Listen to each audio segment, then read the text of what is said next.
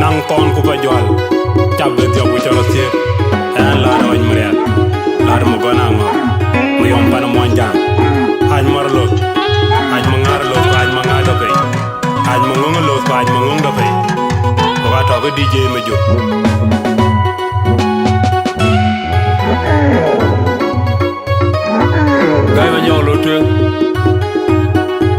gay ma nyolo to lolo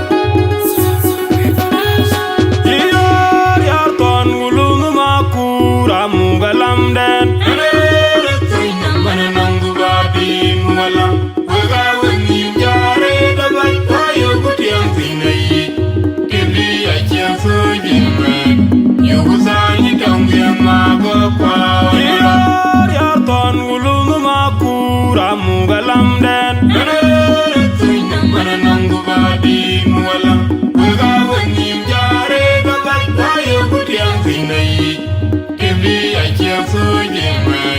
Yugusanyi tangiang mago kwa Yar ton gulungu makura Magalam den Tui nambana nangu badi mwala Wega wengi mjare dagai Ayo kutiang zinai Kibli achia sujime Yugusanyi tangiang mago kwa Nyala lungu manyagak Ratega bedua malagayin nyano kundene Ajong majuku makang manyagak Ratega bedua malagayin nyano kundene Ajong majuku makang manyagak Ratega bedua malagayin nyano kundene Ajong majuku makang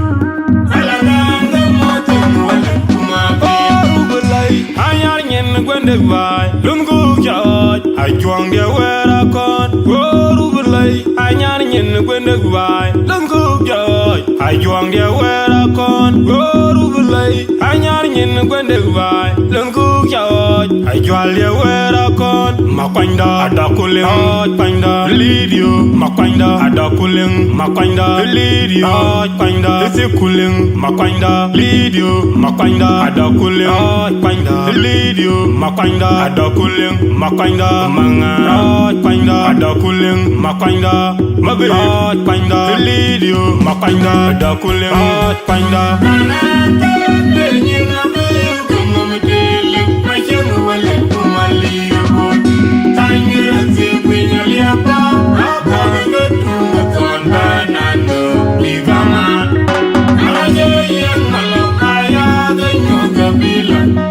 Ajakguong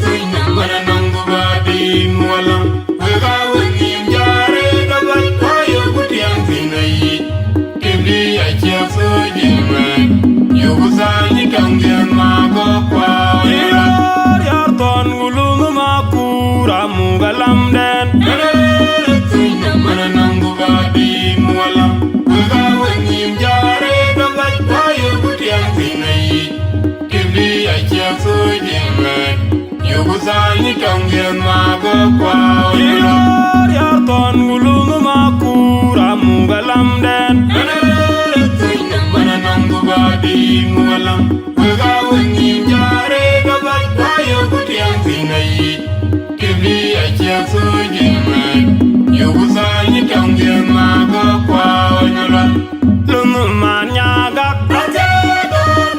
Malagayin yano kundane Ajongu majuku makang manyaga Malagayin yano kundane Ajongu majuku makang manyaga Malagayin yano kundane Ajongu majuku makang Benyin na mayo kama matili Majangu wale kumaliyo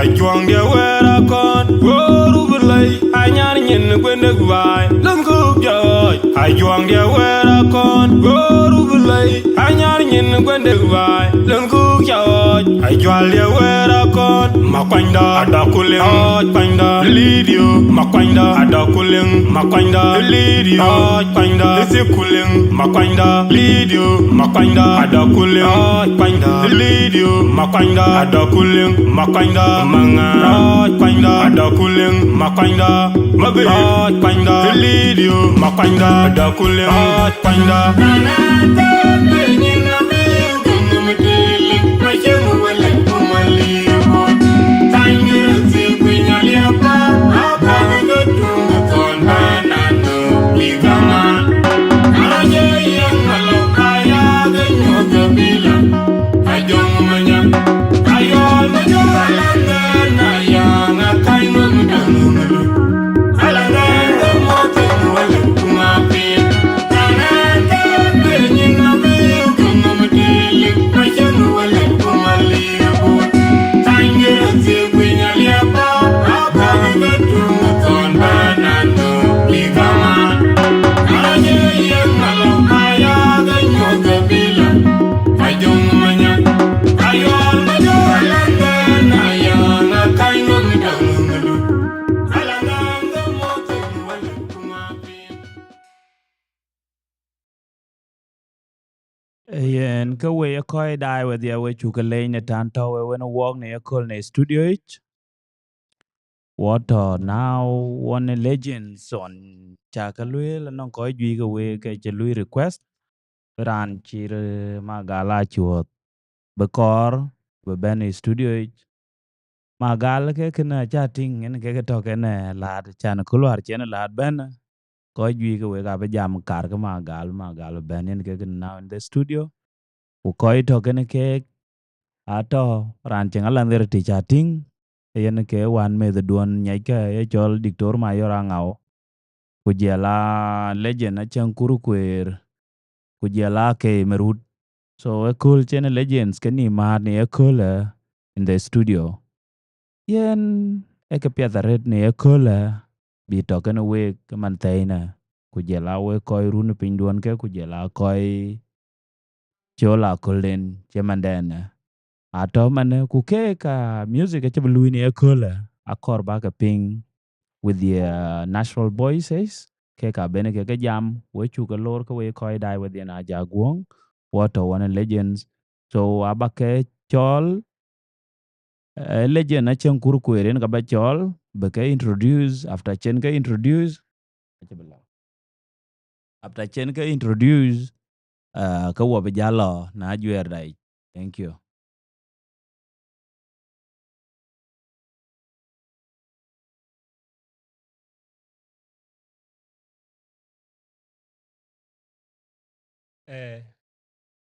we cha ken mot ko we bai ku dwal dia yan jam ran tia karan pin dam ran tia kan yin kin ji man den won ran jal ma kun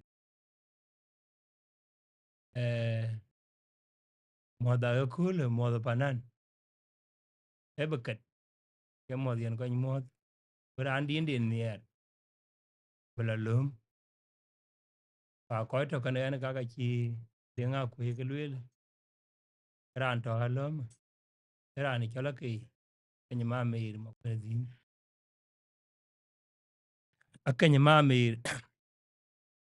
akay ma kun dim ko jal marut men patu ba ya gok ana chan kuru kuer an ge gane warai ke keran chola chi to wuje an chol ma kun wal kan ke te le kuin diktor ma yara ngau yen ge nyana ba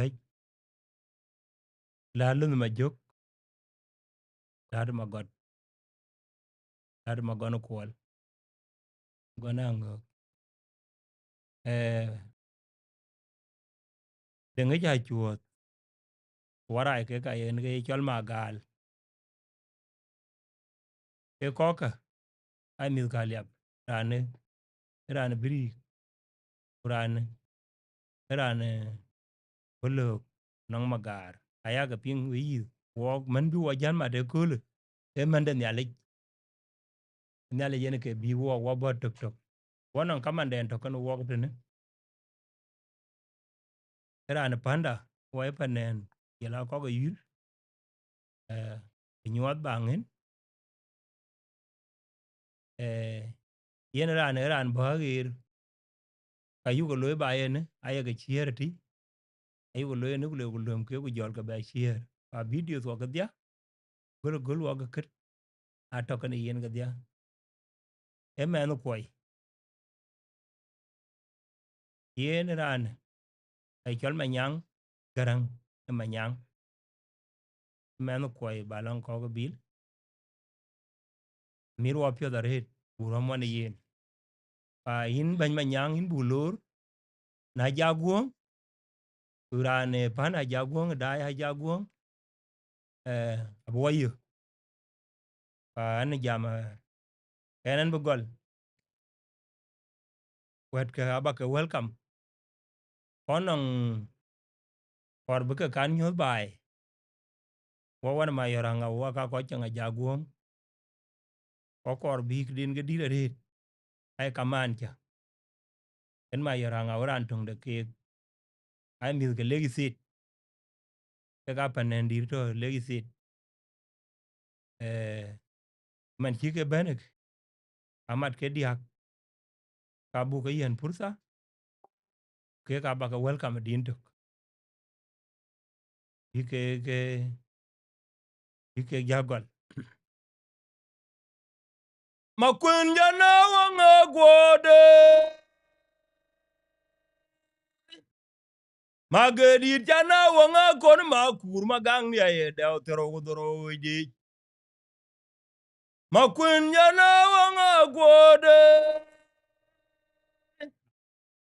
magedi jana wanga kon makur magang ya ye da tero godoro di ting makwen kier go gwale gwa be ki go ga diang ni mu woti magaga o je dor kwa korpo dengalit ga kien ji kier ga matia ya buruji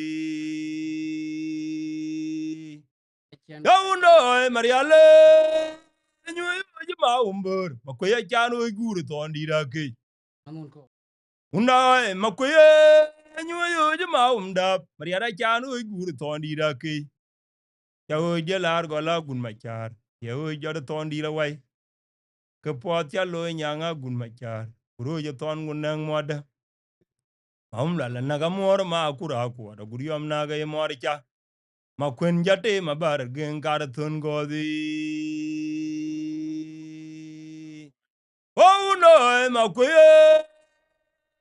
nyu ma umda riara chanu guru tondi da ke unda mariale nyu ma umlwel kwe ya chanu guru tondi da ke o je lar gola gun ma chare o tem tondi de gok ke pot cha lo nyanga gun ma chara guru je ton gun nang moda amla la naga mora ma kura ko da guriom naga e mori cha ma kwen jate ma bar gen gar ton ko di waya na umla la jawru wa jura ji ga gun ma yom naru ma gang ne ma ge ma jong pa ja gud biol ma goni jawru wa jura ji ga gun ma yom naru ma gang ne ma ge jong pa ja gud biol pa nya yo ma ru mar ya kuru kwerwa ya duwar wer buna go be cherga nung nyaire chul yol panya yo maru mar yar kuru kuirawo ya duwar wer buna go be cherga nung nyaire chul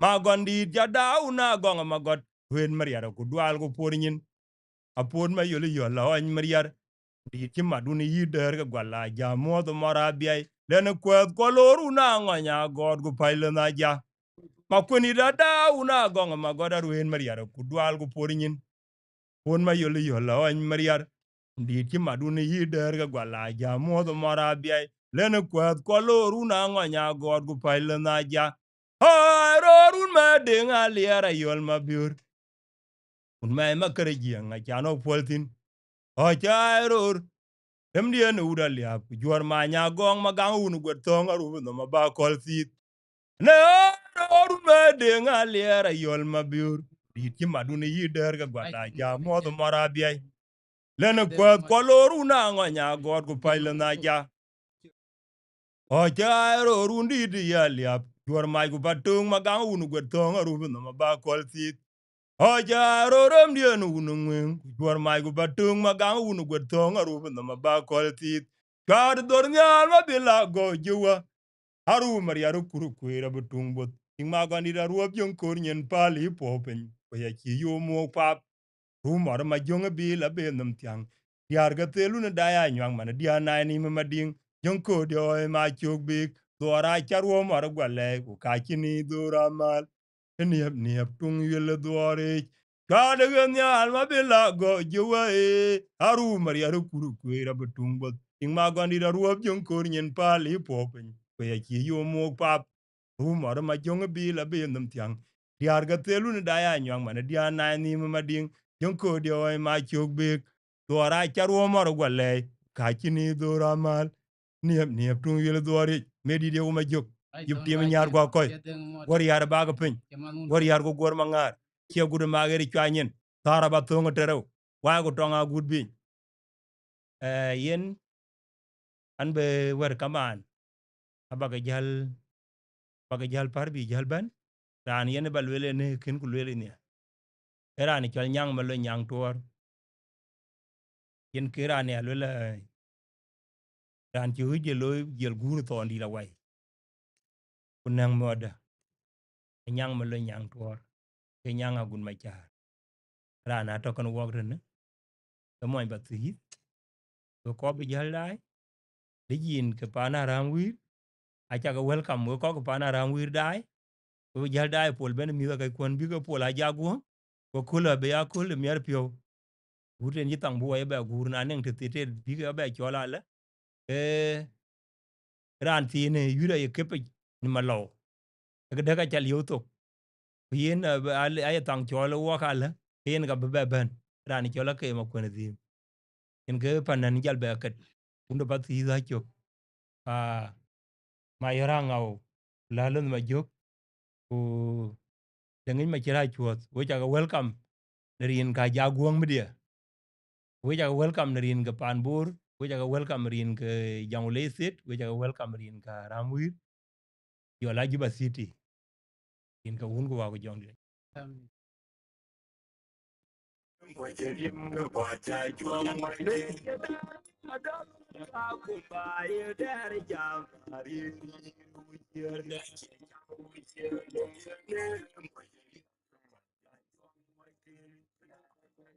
We ko jaram wer wacha kamot jon ka mon jang ta pin no magir wacha kamot mor cha ka cha ka ping ni nyana be ana mo kwenda ana waiton ana ma jong makir mara wen ko chek to ka tan ai ko che ngwen ne chol legend Achiek Kur Kuer mo kwen wal tu le ret ki chino lor ku jon ka media di de chol Ajakguong ene media ta tuen pan junub jon ka wa ma da manyang garang to na bigeu to social media nyen YouTube to ko ten bo be pan Australia chibe ben mat ko kolum jon ka legend lad lum mangar lad magona ngok to ten ka jon ka legend kabir Magaal Achuoth deng machira Achuoth ake ki ka to ten ken kbio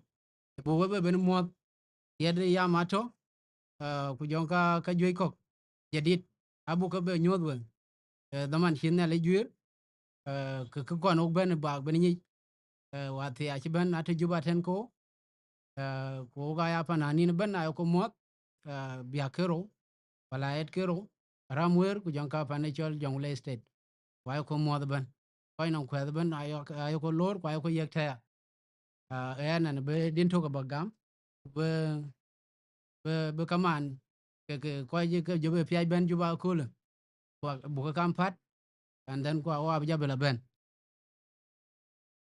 and udoji kwat panaram wir majuga una jeli kon wa joji kwat kwa chigan yar ding de ji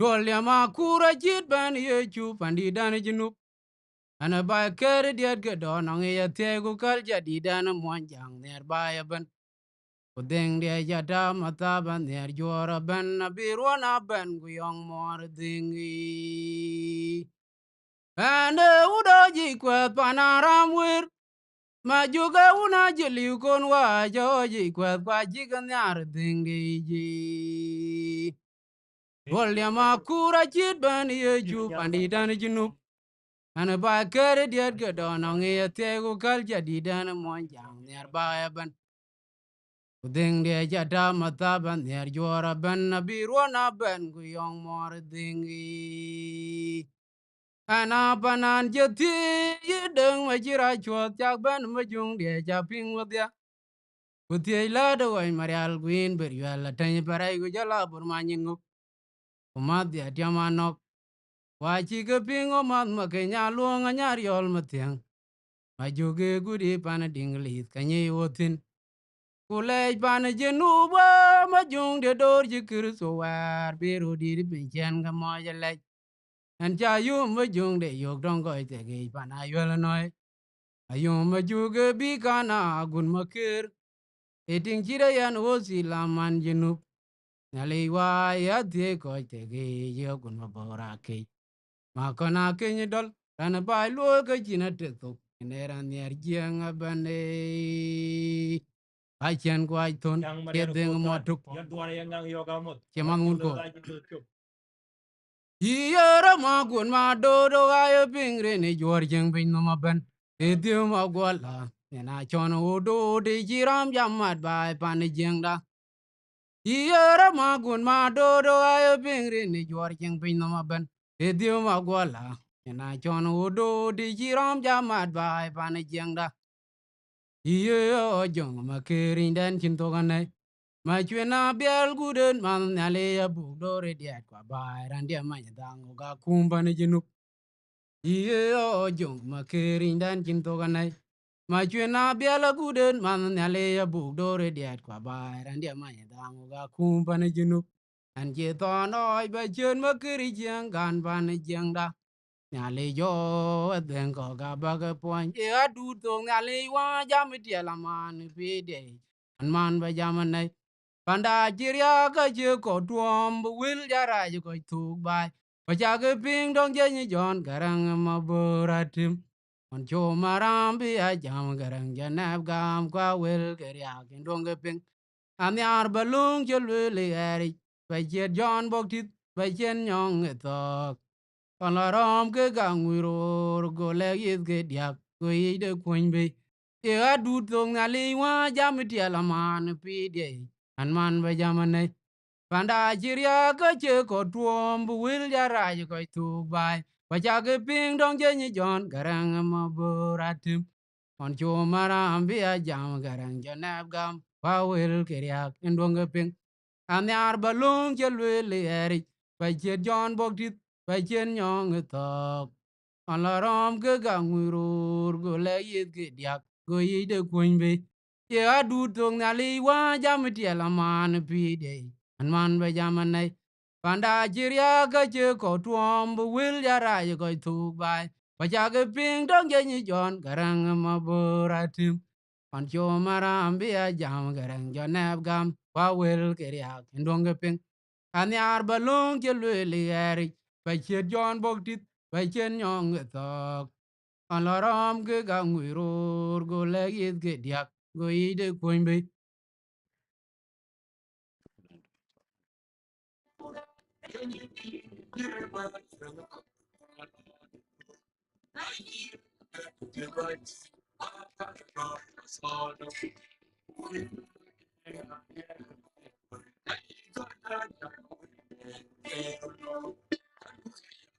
Ga yu ga dom chen wa chu ga mos. An ke Laat Magot Laat oj marer. An ke ma yom pan mo jang. O ka to rita. Ke jiang aram wer ku ja jiang jong ku le we ga yu ga dom chen. Wa yu ga mo der ni le.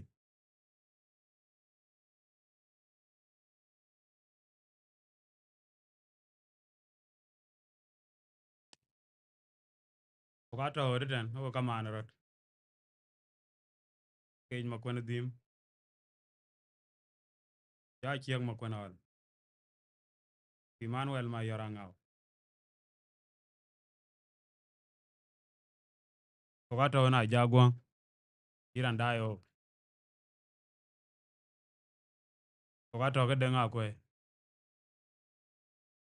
O ka to ke manyang. O ka to ke manyang garang manyang.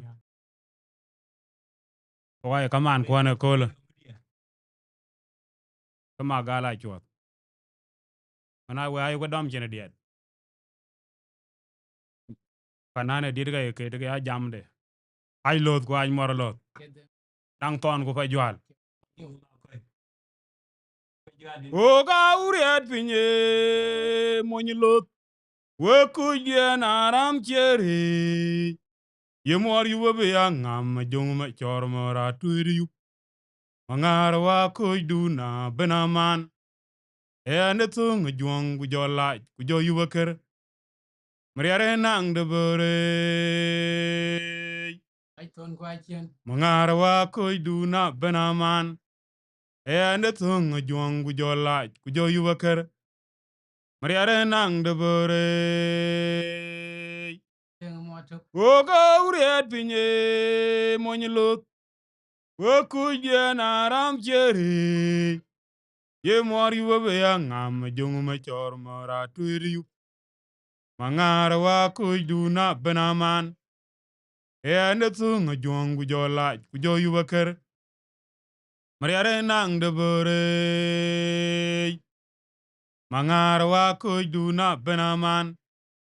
E ane tung juang ku jo laaj ku jo yu baker. Mariare nang de bore. Ane ke siya kuling. Mangar sien dienda. Kina jaba chol sien nyuet. Ane ka dokuling. Kwa ane ka chiyak lono mangar. Yiyarange uji mware yup. Ejami iliare kujya makuru chuti. Akama mora chin maturu. Mariara kidi yang mom til monyelot. Efola jongde abeto we keze bay. Unda ne ngongoi mwa wala nai. Unwara ke uji mwara yup. Ejami liare kuidia makuru chuti. Akamamara chin maturu. Mariara kidi yang nomtil monyelot. Efola jungde abeto wekeze. Unda ne ngongoi mwa wala. Mariara kid yang nomtil monyelot. Efola jungde abeto wekeze bai. Unda ne ngongoi mwa wala. Yetil maragok. Pajolugok. Udoji son mangar. Ujdane lonayor. Ajong majuk. Ya udoji nymuar. Tiar. Oka uj. Igelon yomreng. Achuge aja dewnyen. Yetil maragok. Pajolugok. Udoji son mangar. Ujdane lonayor. Ajong majuk. Ya udoji nymuar. Tiar. Oka uj. Igelon yomreng. Achuge aja dewnyen. Junub kwa dog jambe, taga chukwen, aenu gomenim, kemeneme ne lwagu jawe jwen gwa cheran be po dak, una ichang magodwa a un bup, ujalawan, ogaban, ongmar meriar japan, meriar ser, ao kamuk tungzok, denga kwe ogaban. Junub kwa dog jambe, taga chukwen, aenu gomenim, kemeneme ne lwagu jawe jwen gwa cheran be po dak, una chang magodwa a un bup, ujalawan, ogaban, ongmar meriar japan, meriar ser, ao kamuk tungzok, una chang magodwa a un bup, ujalawan, ogaban, ongmar meriar japan, meriar ser, ao kamuk tungzok, remde ne un bup, kwa gaw, kwa boy, ujaldare, rem ngeny, monchi unde chal ngeny. Otwo la kol nyen twing, ticho nga jam ngeny ga cherano wan. Tungzo bewa, tungzo gumoy ngawa, payam de domuwang. Monyo udut, achin men na bin ding. Uda nongarok sondit, Achuoth gulon jwayok. Remde ne unubu, kwa gaw, kwa boy, ujaldare. Rem ngeny, monchi unde chal ngeny de. Otwo la kol nyen twing, ticho nga jam ngeny ga cherano wan. Tungzo bewa, tungzo gumoy ngawa, payam dia domuwang. Monyo udut, achin men na bin ding. Ura nongarok sondit, Achuoth gulon jwayok. Jamari nyeruan itie imit chen gudiar bai. Junub kwa ya wilwe lamat, pinya chagi di chia wedon. Payam kwa adetem, ijogo mat wot kwa kich. Akwa unbe ngang sonde. Makur walen, ina song kenyana wong. Kwa Ajakguong, chinge lwel go lew. Sonde na chem num temeruan, akora lamde. Abima begdom num twing jigarang. Kumari yom magwek. Ujajama che ogge nong rier ser cheno bai. Jameri nyeruan itie imit chen gudiar bai. Junub kwa ya wilwe lamat, pinya chagi de chiag wedon. Payam kwa adetem, ijo komat wot kwa kich. Akwa unbe ngong sonde.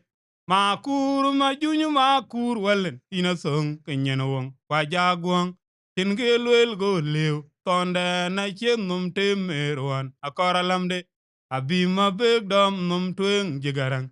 Kumare yom magwek. Ujajama che ogge nong rier ter. Echeno bai. Anyuadhi nyena good. Ana kwen yet ya ke sier chin menelong. Kawen nyalej. Undana dida nong son. Agura yoredeng. Okiga undane. O kechin dualit. Kutir manyang. Kujawen na jong der kudana kon. Etungzok. Machar matit. Eka chieng mayan. Kumamor ngut. Asara deng lung nyachul. Mugalanden. Majung adik. Kunya la pieng tiang. Anyuadhi nyena guta na kwen yit ya ke sier chin men long ka wen nyalej. Undana dida nong son. Agura yoredeng.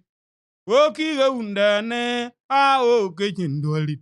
Kutir manyang ja wen na jong der gudan na kon tungzok. Machar matit ga chieng mayan kuma mor ngut. Asara dengelun nya chul mugalanden majung adik kunya la ping tiang. Machira chuột kuma yor wene guda jer chuga jam puan ngube ko manran chi gomal jam tiel gu jam malu. Guda koren un chit pan Amerika tong junu. Pandan na tungdiak una gun madot ga guriare tungzok. Tungzok nuere ga wek. Oga nong tungzok mundari maling chul mariar. Ura nong son agura yore deng. Kena beji tiel ku kena liaji jok tong junu. Ache luet bag det abake anyich luok den ke koi nong tiel gu jamalum. Niere dun nere sian tonden jana pil mabore deng. Undune kanong son makany mariar uja manyang luga dong sier ku Philip maut ton maj guolier pandene e pane dor ser tong junub Mashira chuot kuma yor wene gutajer chuka jam puot ngube go man ran chi go mal jam tiel gu jam alup undan koren unjit pan Amerika tong junub pandene tungdiak unagun madot ega guriare tungzok. Tungzo nuare ge wek. Oga nong tungzo ge mundari. Maling chul mariar. Ura nong son. Agura yoredeng. Kena beji tiel. Ku kena liaji jok tong junub. Ashe luet bag det. Abage anyich. Luok den ke koi nong tiel. Ku jamalum. Niere dunere tian. Tonden. Jana film habere deng. Undune kanong son makany mariar kuja manyang luga dong sier ku Philip maut ton mai guolier pandane e pana dor ter tong junub nang ton ku pa jwal chabe diab ku chara siep lok tueng ma chara jwal na bakan be ko iten we bai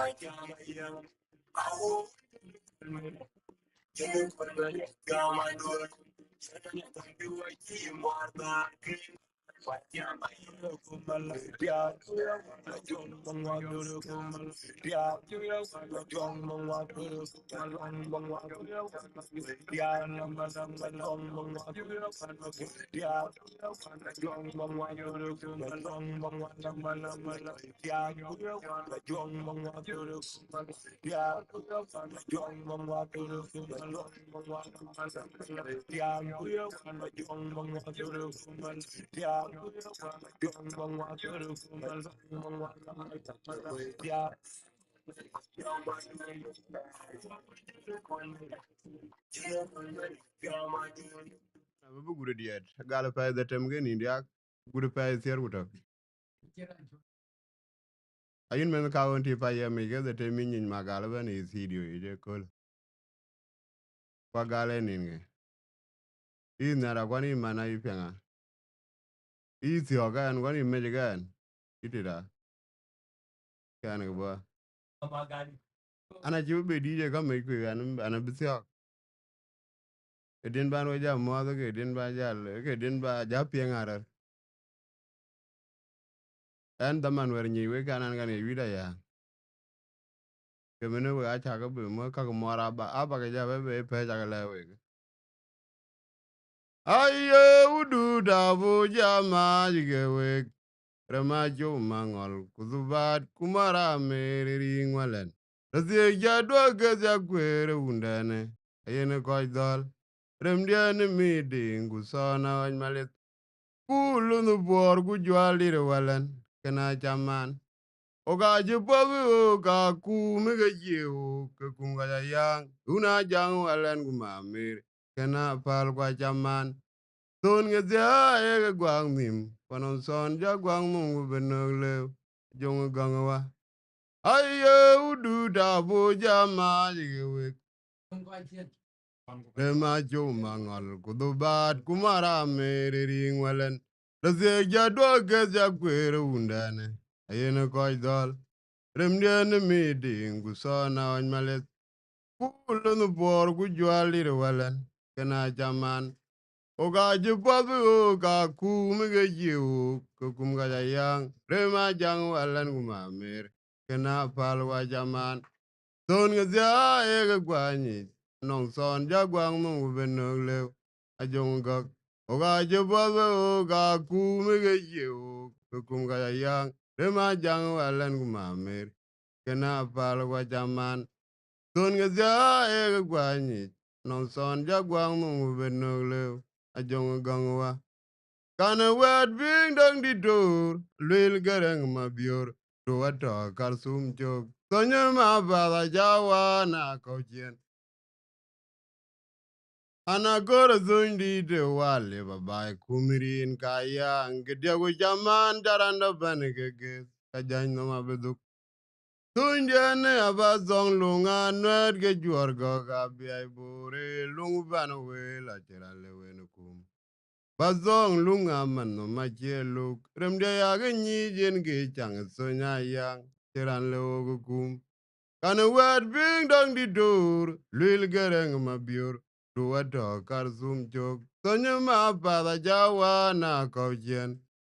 Na gora zundi de wale babai kumirin kayang. Diagu jaman taran banegege kajany no mabeduk. Tunjane abazong lunga nwet ge juar goga biay bore lungu banwe la chira lewe nukum. Bazong lunga manu machieluk. Remde yage nyi jen ge chang sonya yang chiran lewe gukum. Kana wet bing dong di dur alwil gareng mabiur. Ruwata karsum chok. Sonya ma bada jawa na kauchen. Ana gora zundi de wali babai kumirin kayang. Diagu jaman jaran banigege. Kajany no mabeduk. Ezundi ane abazong lunga nwer ge juargok. Abiai bore lungu banwe la jaran leo nukum. Bazong lunga manu machieluk. Rimde yage nyi jen ge chang sonya yang acheran lewe nukum. Rajora bazal jalute. Waru chabang dak. Waru song is on didare. Rangwai na jimanto. Madidoi wonkoro. Aye una nyanga jeg ga guding nyal. E yirien ge tong unden. Men oje koj gor gubayang. Nong ranjala jamriere. Kajo logwa jayang. Wong tido wa guma wood guma yore na riada na yang. Manu azelo wa guma riara oi tuliring. Razega une ding tiar wala na muga yang den. Fazila da nega man riara guding matung. Zegja yaga bar rom loy. So naru gira yang it. Una nyanga jag ga guding nyal. E yirien ge tong undan. Man ojo goj kor gubayang. Nong ranjala jamriere. Kajo logwa jayang. Wong tido wa guma ud guma yare na riada na yang. Man o azelo wa guma riara oi tuliring. Zega une deng tiar wala na mugalam dane. Paziela dane geman riara guding matung walan. Zegja yaga bor rom lui so na rogira yang. Maria dogerit gu jor yer ka zonga wen tong jitik zit. E ya zo munde na jerane ye gira yang. Charan jakwena dente gwa kwa jebe runda geding kwa guriam walan. Angoya ba de biring ngan beran mo. Ma kur wena durbai parera mariri tango. Yang ato diere makeni nyandia. Kumadya bungu kwewa. Sondo garir kuchor yere ga songa wentong jitek zit. E ya so mundi na jerane ye gira yang. Charan jakwena denje gwa. Kwa jebe runda geding kwa wadiaro walan. Nguya ba de biring ngan beran mo. Ma kuru na durba parero mariri dongo. Yang ado diere makeni nyandia kuma de bungu kwewa. Ajakguong. ina chumot oka kaman ku kol twen be ban abona kol anu be kemene we wer we ga cha ga bede sa ajwe sa wa ka wa je À lo tuyên. sa kemene jagade Dinga boma dulu kwal wala na jaran tong man undane anyar ba we boy ba we la kuranda le do ala maya nga ba boy uga garaj bon maduluwa be kwara ri ra yang itong wasik duba dir ku manger kwa ken ma chamata riaga zong jong re unda geding kwa jar Yara na jam bwande sogura na ke agwa megda abeda gula yang unda na guriarwa eranti amapo wa yang gai mangi za nyeng wi darur ke jen bing ya ne gang mum guzie gai walen mujine man e wet ye koy lwel abala baja jerane kir porerom ngage gurgeran tong bero amke yen bar dwage jen Dun jaman na jabere yatok. Kachine nyara bala bere ken pondu. Bine nyara yang ajaran tiama. Dinga poma dulu kwal wala na jaran tong manu undane. Anyar ba we boy ba we du la guranda le do ala mayang ba boy. Oga karaj bon madulu wa be kwara ri ra yang idong wasik. Duba dit ku manger kwa ken ma chamata. Riaga zong jong re unda gedeng ay yara walan. Yengu era na jam pwande sogura na ke agwa amedai abedai gula yang unda na guriarwa. Ajaran tiama po wa yang ugai mangiza nyeng wi deror ke jena bing. Ayane gang mum guzie gai walen. Mujine man e wet yi koy lwel. Abala baja jera ne kir pore rom. Ngege gurgeran tong berom ke yen. Bar dwage jen. Kedun chama na jabere ya soko ga shine nyara bala bere kenu pandu. Bine nyara ya ngacheran tama. Gai mangeza nye wi darur ge jen bing. Ayane gang mum guzie gai walen. Mujine man e wet yi koy lwel. Abala baja jera ne kir pore rom. Ngege gurgeran tong bero me ke yen. Bar dwage jen. Kedun jaman na jabere yasok. Kachine nyara bala bere kenu pondu. Kebine nyara ya ngajaran tama.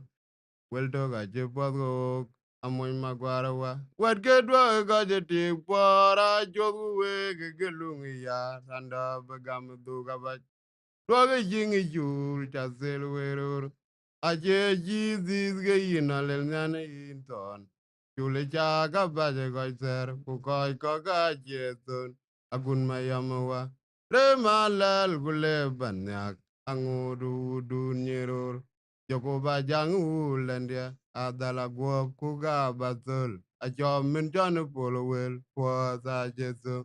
Wat ke dwa ga je ti para jogu we ke lung yar rando bagam du ga ba dwa ge jeng yur ja sel werur a je zez ge yinal ngane inton uli ja ga ba je go ser ku ko ga je son akun ma yam rande re ma lal gule banyak angudu dunyirur Jogo ba jang ulandia azala guop ku ga bazul a min jon polo wel po sa jesu wat ke do ga je ti para jogu we ke lung ya randa ba gam du ga ba do jeng jur ja sel werur a je ga yina lel ngane inton Chule ja ga ba je go ser ku ko ga jesun agun mayamawa Rema lal gule banyak angudu dunyerur. Joko bajang ulandia adala guop kuga basul. Acho min jonu polo wel po sa jistung.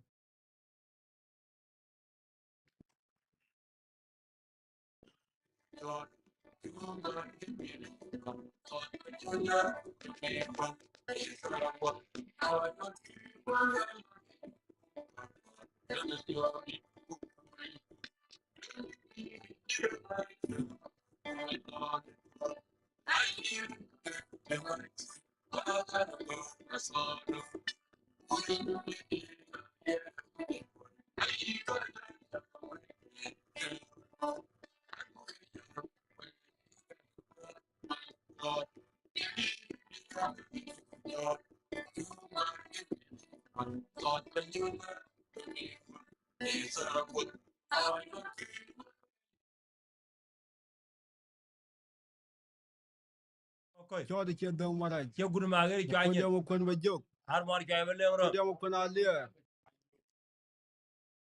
Yeah, good for Japan. Don't you just? When for Japan, don't I do come a young joke?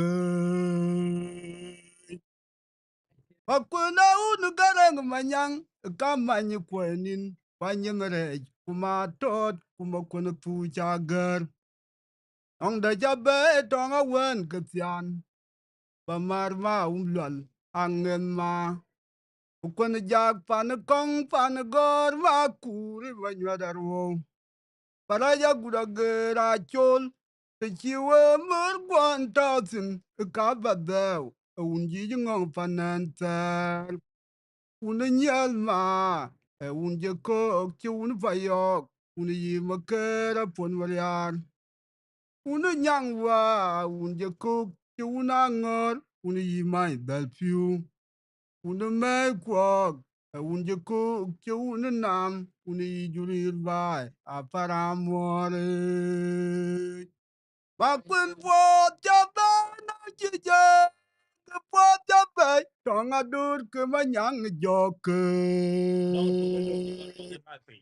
ma kun a un garang ma nyang ka ma ni ko nin pa ni mere ma tot kuma kun ku ja gar nong da ja ba tong a wan ke tian ba mar ma un lal angen ma kun jag pan kong pan gor ma kur ma nywa darwo paraja gudagera chol te chiwe mur kwan tausin kabadeu unji ngong panantan una nyal ma unje ku ki un fayok un yi makera pon briar una nyangwa unje ko ki un angor un yi mai dal piu a una mai kwok unje ko ki un nam un yi jurir bai a paramore yod bada jong ma gudiwa chiri yod be John yod bada jong ma gudiwa lan a chiri yod be John on yod John be ma kur yog junu ke arep ka guli le katim yena chen ka be miat be tiok ma kwena wene nyangong maganga le gtyak ma kwena nyana fat ko dia yana ya le jot ma be ki ya to jot tong ma kure nyirngem ti chindap ku chol ka mor malaikai ma jarwa jonyi ting ji chindap ku chol ka mor malaikai pa che kwe ban ya kdia anong chin ya chindia che chir ban ya kdia nong kwen ya kwendia ayo ka po che bang ne kalan wala ne kle pidake ene kwena unu kwon ma chwe ma be undi te nyanga kwe yod ba da jong ma gudi wa chiri yod be John on yod John be ma kur yog junu bu ka arep ka guli le katim yena chen ka umiat be tiok ma kwena wene nyangong maganga le gthek ma kwena nyana pat ko dia yen ya le jot ma be ki ya to jot ma kure nyirngem ci cindap ku jol ka mor malaikai ma jarwa jonyi ting ji cindap ku jol ka mor malaikai a ce kwe ban ya kdia anong chin ya chin dia ke chidban ya kedia nong chin ya chin dia ayo ka po che bang ne kalan walan kle fidake ene kwena unu kwan ma achwek ma be undi tinyanga kwe ayo ka po che jen ne kalan walan kle fidake ene kwena unu kwan ma achwek ma be undi tinyanga kwe maganga wenu kwai tur ma umlwel ka pot pinga gog ma kwena unu mai akan kang jot nom dia tok kwena una yum manyang yele jot ana chinagam ka wet chin mur ana jam dia gol a li ta oj big maganga wenu kwai tur ma umlwel ka pot pinga gog ma kwena unu mai akan kang jot nom dia tok kwena una yum manyang yele jot ana chinagam ka wet chin mur ana jam dia gol a li ta oj big kiyama na kwena wa ton walan kan nyir ni gai bai wote kamana da kwena wa ton wa kan nyir ni gai bai wote ni ga nyang mo ni ga mo jem kwe be ama jiri mo ke ayi ka bai wut ko ka to kuin ka tar ni goj umalaya kutunga kon ka chen abu ka kang ti awan ma bor ma did wala ne ye ke bi anyir en chi jon to tin na gar yu do nom e di na gran ku kang maganga wen kwai tu ma lwal ko po pinga gog wen mai akan gang jot nom dia to wen una yum nyang ye le jot ana chinagam ka wet chin mur ana jam dia gol a li tawoj bek julal ma kut chum kurai ya cha ngwangi ana chinagam ka wet chin mur ana jam dia gol a li tawoj bek kiyama na kwena roi ton walan kan nyir ni gai bei wote tung manari da kwena roi ton wa kan nyir ni gai bei wote ni ganya wa ni ga mo jem kwe ya ma jiri mo ke ayi ke bai wut ku de ke to kuin ke tar ni goj umalaya kutunga kon ke chen pa bu ke kang ti on ma bor ma dit wala ne ye ke bi anyir tin chi jon to tin na gar yub do num e ti na kran ku kan ku do ke ker kwat be lo je ken tunga kon ma umwal ingang yan de dit ku mo chi na tung on ta tung ya ker nyan ji nya din mo kwe ene che na ma jo ti ma umwal ran kor ge pon ma be ke bo ba tu in ma umwal be yong nong video jong ku ko ba ma mor ko ji pyo kwa da che a kwa ke dia ma umwal nong kwen pian ma jong ma gudi uda ke ker kwat be tong ga ken tunga kon ma umwal ingang yan de ti mo chi na tung wa ta tu ya ker nyan ji nya tin mo kwe ene che na ma jo ti ma umwal ran kor ga pon ma be ka bo ba tu in ma umwal be yong nong video jong ku ko ba ma mor ko ji pyo kwa da che a kwa ka dia ma umwal no mor pian ma jung ma gudi dia la che amor ka dia ma umwal no kwen pian ma jung ma gudi nyai war ba cher kum tung deng nyang wala nei un nyang a kwe ba long ko ka yom kwai tur ayan to chabu gang pat ko ko dia in cho ji nya yom agang pa tui ko ni ka na na juang ka le ka tiang mon jok ban u da yom wa cho pyeng ban when ya long ka par ko cha deng dia dom num pan bor kiran dalatin ayan ud ko mit kwabir ci kwel nyal ake uriya ke mit ka cha ager ci kwel nyal an ga unu nyal ma cho diar ban obi diar wadia ko ga nyal biar ma When the Arga Tiang Van, your war with a young quite true, Chan Diar Chan Kang Dio, Jula Quay, Jan the Quad Quag Walmato, Power.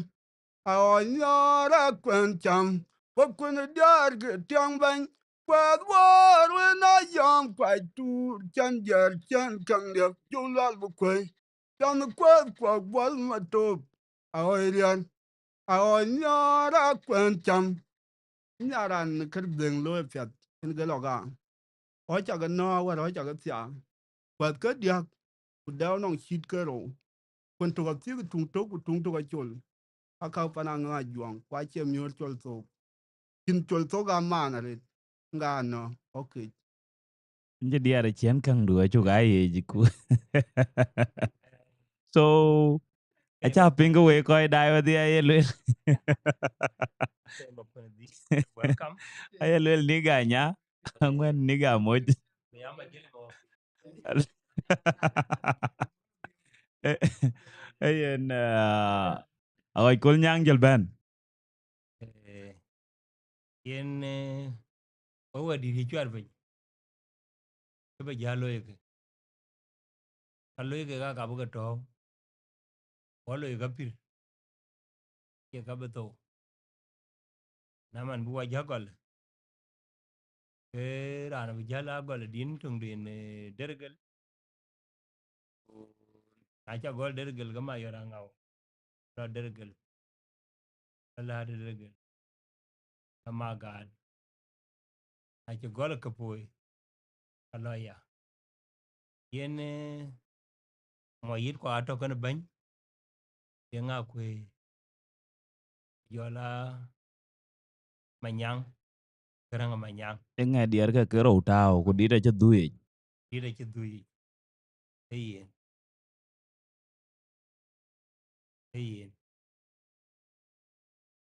Diyan magunga tanto jala ida dije.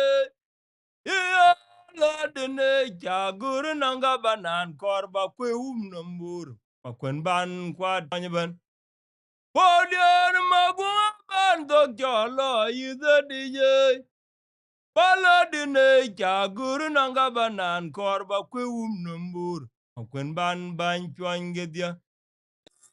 Bala dine jagur nanga banan korba kwe nambur. Makwen ban chwan gedia.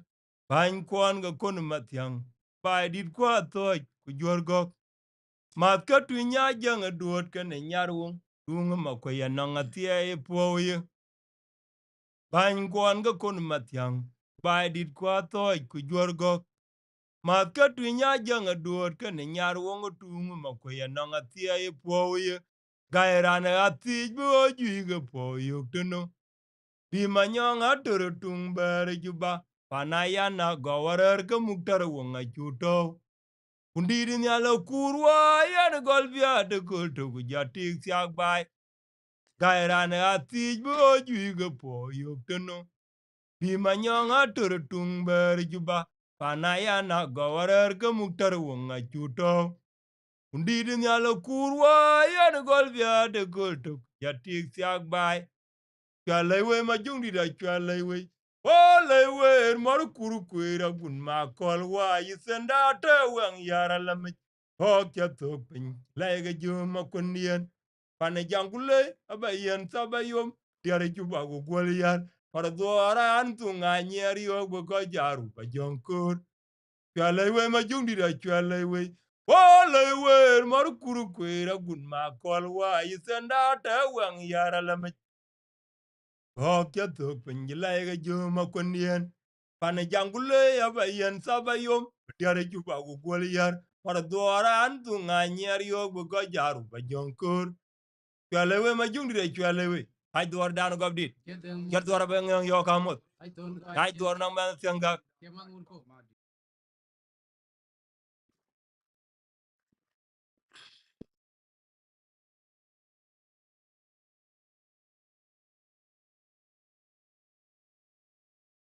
Aya bandian majung makiri jangan nyan nyali jol bandin bupan nyal kum pinyan leg will be got el nyali ba tie ko ger pot ping nang nin gu pial gop pi ka nga loy ka pot ge dor chire kana pang mo por una wan mai kono dong tiar ku sultan maring mading marwor kul bi mong ma juk baroti ka gudyar ya na buk garang ma do do ga bu nyu ko na dong tiar Kudwai mora gum mong sultan ka bichad kung de kuloy mong a wood wari pi awai ma kur manyang ma kwe nang wet pot chilwil ma kwin jiri kana gam gulo na mor berin kwalwel bi Waya bandian ma jong ma kiri chiang ganin yan nyali chol bandin mu ban nyal kumai pinya na lewel biga got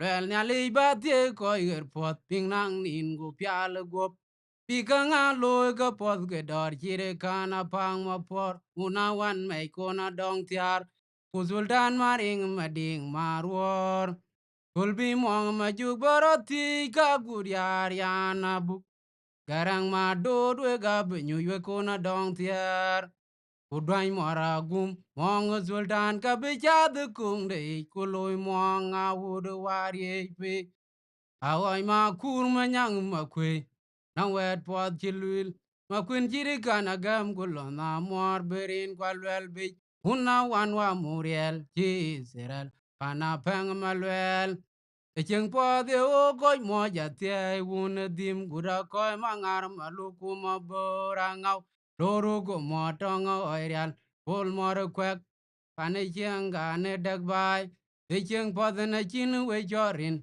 yang di torin ni japak Akenye dao ting chin ma chia lon bi Obama ba bai kumerin ki mana yan ne cheng dorin yen konyar ale ba kumerian ku Icheng po de o koj mo jatie un dim guda koi mangar maluku ma borangau Doru ko mo tonga oirial pol mor kwek pane chieng gane dag ba Icheng po de na chin we jorin yang di torin ni japak On bi ma jong dia panadur kayo galam hundi de biang bien ma guton Kod ma nyang ma chieng yan un ben hundi de ton duor Echeng po de o koj mo ja tie un dim guda koi mangar maluku ma borangau Doru go mo tonga oirial pol mor kwek Pane chieng gane dag ba Echeng po de na chin we jorin Yang di torin ni ja pak Will I chuk to pe wan ma jung di da pang malwel Apanane kere dor ma kur chuka chi bain tau na malai ka chung ne loi Pika jam kebela yuk tuing Jawe mo da ban ko ju mo jung ma deng kwarang ma juk pur Ujon ma jong nga thorbi Kirie jay nang man ma jung dit anan yaran loi deng bung dia Ubola sayid wen abdala tip Ao jong cho ulolom Kanong ma juga nyar buk tuk ya lui An lej ma kiri chiang gan ge koi ge bai Ne diar kumi to bai Pana gej ma lej Chawa lej bu pian dia jam ya de diak kimi na bun Rin ge un go wa Ujong di la jik bai Iya undane ma tungwan una dim wa Pana dur ma nyang lui dor ke ge legi sti daban Ma kuru loy mat baya kujur ma jung ma nyal ma kwene bi doji tier gudi anoy mora yel badial undane pan nyala ben Weya undane ma tungwan una dimwa panadur ma nyang lui dor ke legi ben Ma kuru loy mat baya kujuru ma jung ma nyal ma kwene bi doji tier gudi anoy mora yel badial undane pan nyala ben Ma kur undane ke un wel diem dong nyale pintara yen wel le koy tuk chola mat ke loy kuk Bang ton no mune diem una jeli kon menok bor Kutiet ke ko etem tung ba ke duok chen Ma kwen oi dap kien I chol mat bai kagar ko go ku pana dur manyang Pintara yen wel le koy tuk chola mat ke loy kuk Bang ton no mune diem una jeli kon menok bor Kutiet ke ko etem tung ba ke duok chen Hoji ma kwene gong a chwe Lo ing ma ko de bol Kutonda maral ku yi ka man ma jung ding Kuchul ma juk Pintara yen welwe le koy tuk jola mat ke loy kuk. Kwang ton no mune di muna jiliu kon me no gwar. Kudiat ke koy etem tung ba ke duok chen. Windian makur, win loy ma jung dongerin. Lor kwe chol ma yom ma liang bu oi du jab piat jam po du koy dit. Pintara yen welwe le koy tuk jola mat ke loy kuk. Kwang ton no mune di muna jiliu kon me no gwar. Kutiet ki koye tem tung ba ki duok yen. Una gony, una gar marala lui dor ke panadur, una madot, garang manyang jogura baya. Tung la ku duol ma yom duol, ku payam ba jong na tir, bany mu gony manyang. Wilon juga ping dong koy di ter kaya luel, ching mar, ku wil ke na dung ping bige ya luel. Maburangau, ke pot chi loy u bay nyanagar, buk ya nyuj buk chul ngu. Abalej bi pida jato kung chwi jinalik. Aku yur ma jung ma nyel. Mana leg ma jung ding. Ene nyan chao oj ma kur ma umlel. Pato kien ma nyerol duol. Iko jinyup. Bunga ma kur jo bedom ko chin. Kachi ma nyuku taret. Ma kwin ma yorangau. Acheng gok pandan lik. Dan ma mwara ye ping ma ding kwarang. Jung goga nin yin ma nyanga chure jwe buj. Kal ja mora to bai pan kire ma ya dit. Wilon juga ping dong koy dit ter ka ye luel ching mar ku wil ke na dung ping bi ke ya luel. Ma burangau ke pot ye loy u bai nyanagar buk ya nyuj buk chul ngu. Abalej bi pide ja to kung chui jinalik.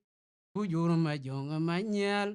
Mana leg ma jung ding. Ene nyan cha oj ma kur ma luel. Pato kien ma nyerol duol. Iko jinyup tung ma kur cho bedom ko chin. Eche ma nyuku taret. Ma kwin ma yorangau. Acheng gok panden lik. Ranong mora ye ping ma ding kwarang. Achung gok anin yin ma nyanga chure jwe buj. Kal cha mora to bai pan kire ma yadit.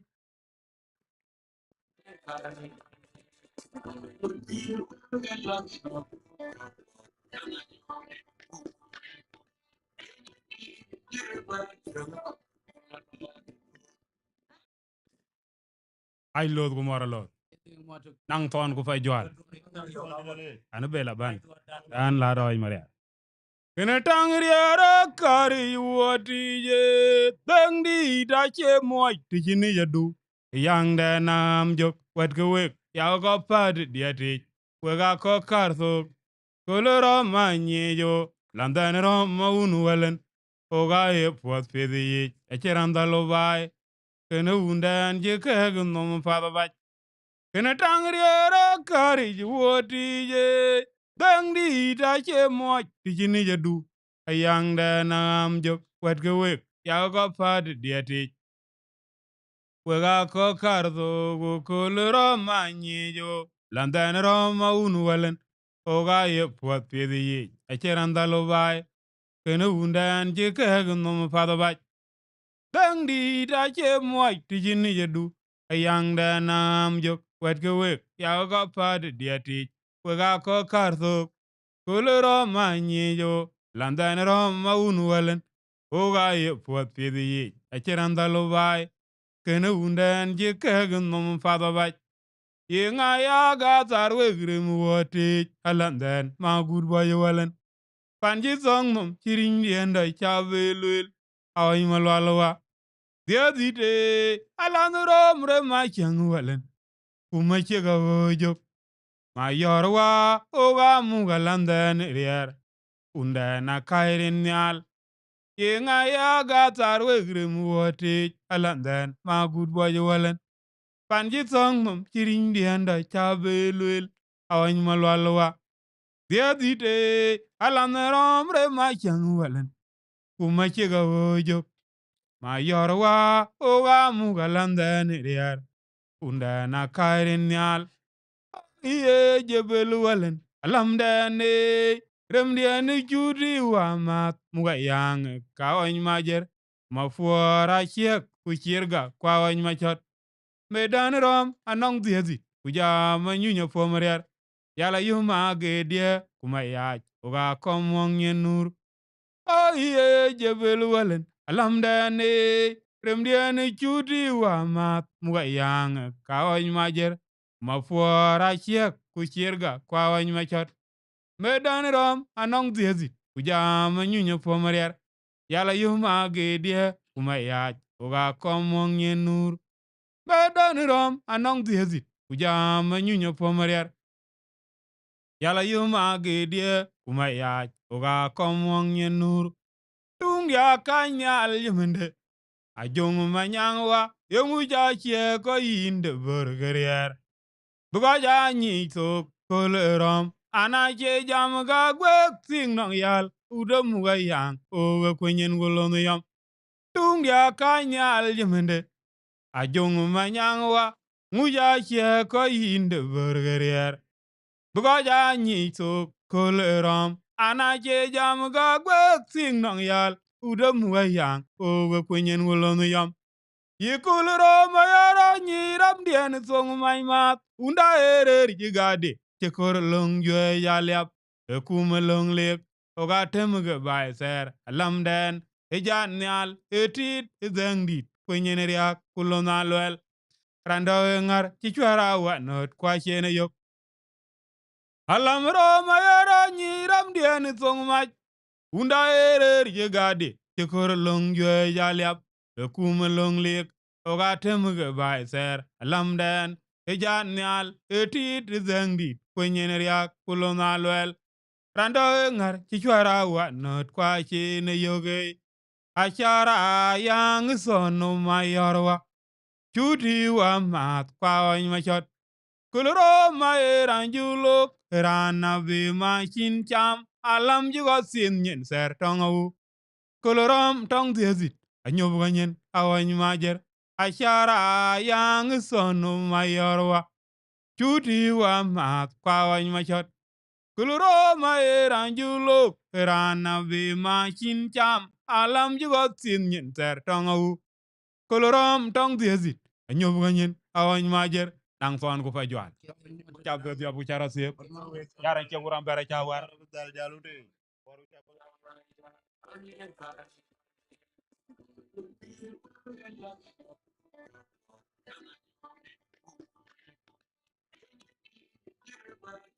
Jal ne bor yang mar go gunwer ke yani nyawe jonwer ye du go be bara jare ma unu welen nwer la mol ya ga chan jai tai tai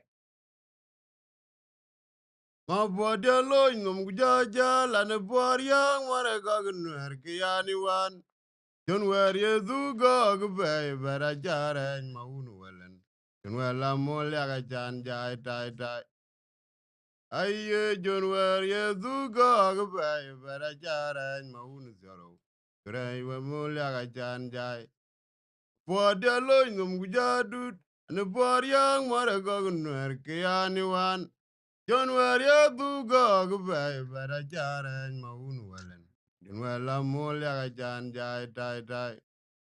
Ye John were ye do go by, but I jar and my own zero. John were la more like a jan jai tie tie.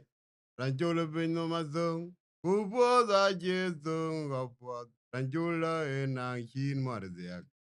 Ajay being in a quad, Rando just the wounding Ajakura being me quag and I cheer pull away. And get them well if the eye gam go what, and get them well if I wound and more aquarima. Mi jod gwa ga urnyen zo jmar to nya jog jam ranjul beno mazong kubo za je zo ga pot ranjula na kin mar zek aja nyiri ne kwat ndo ye ja ze undin ga ja gore ge bene ye bing mi kwa ga na je polo wel an ga zeng baleb zai gam ga wat an ga zeng balebare undane ma chono kwerenyma Mi jod gwa ga uri nyene so iki mwara to nya chok jam ranchule benyo mazong kubo za je zong ga po ranchula e nang chin mwara zek ya e nyeri ne kwat ndo we je ja zi undin ga ja gore ge bene ye bing mi kwa ga na je polo wel anaga zeng baleb za e gam ge wat naga zeng baleb are undane ma jon kwerin ma mi jot gwa ga ur nyin su mor to nya jog jam ma jwena biel gu yora ngau kula ton mariar kwa bedin manur panda na bugan yadu lip yadu nji jana bil rien dwen ma biur nji ne jwer ting ma kwa ya zong ma kirgai ramwer ban iran manenen ban ma gur tilar kuringa men milen kwa piunu kwal ram jale gen zen garang ma biur ben obing yaru la jerane sab gadare be pe la gad nwere Berto yarul long ye to yarul yo koy wor ngay gum jabu ke magandin magal binum long je ge zela ye yo gdo riak ban manyar ko ga jin ge damo majwana bial go yora ngau kula dan mariar kwa bedin manur pandana bugan yadu lip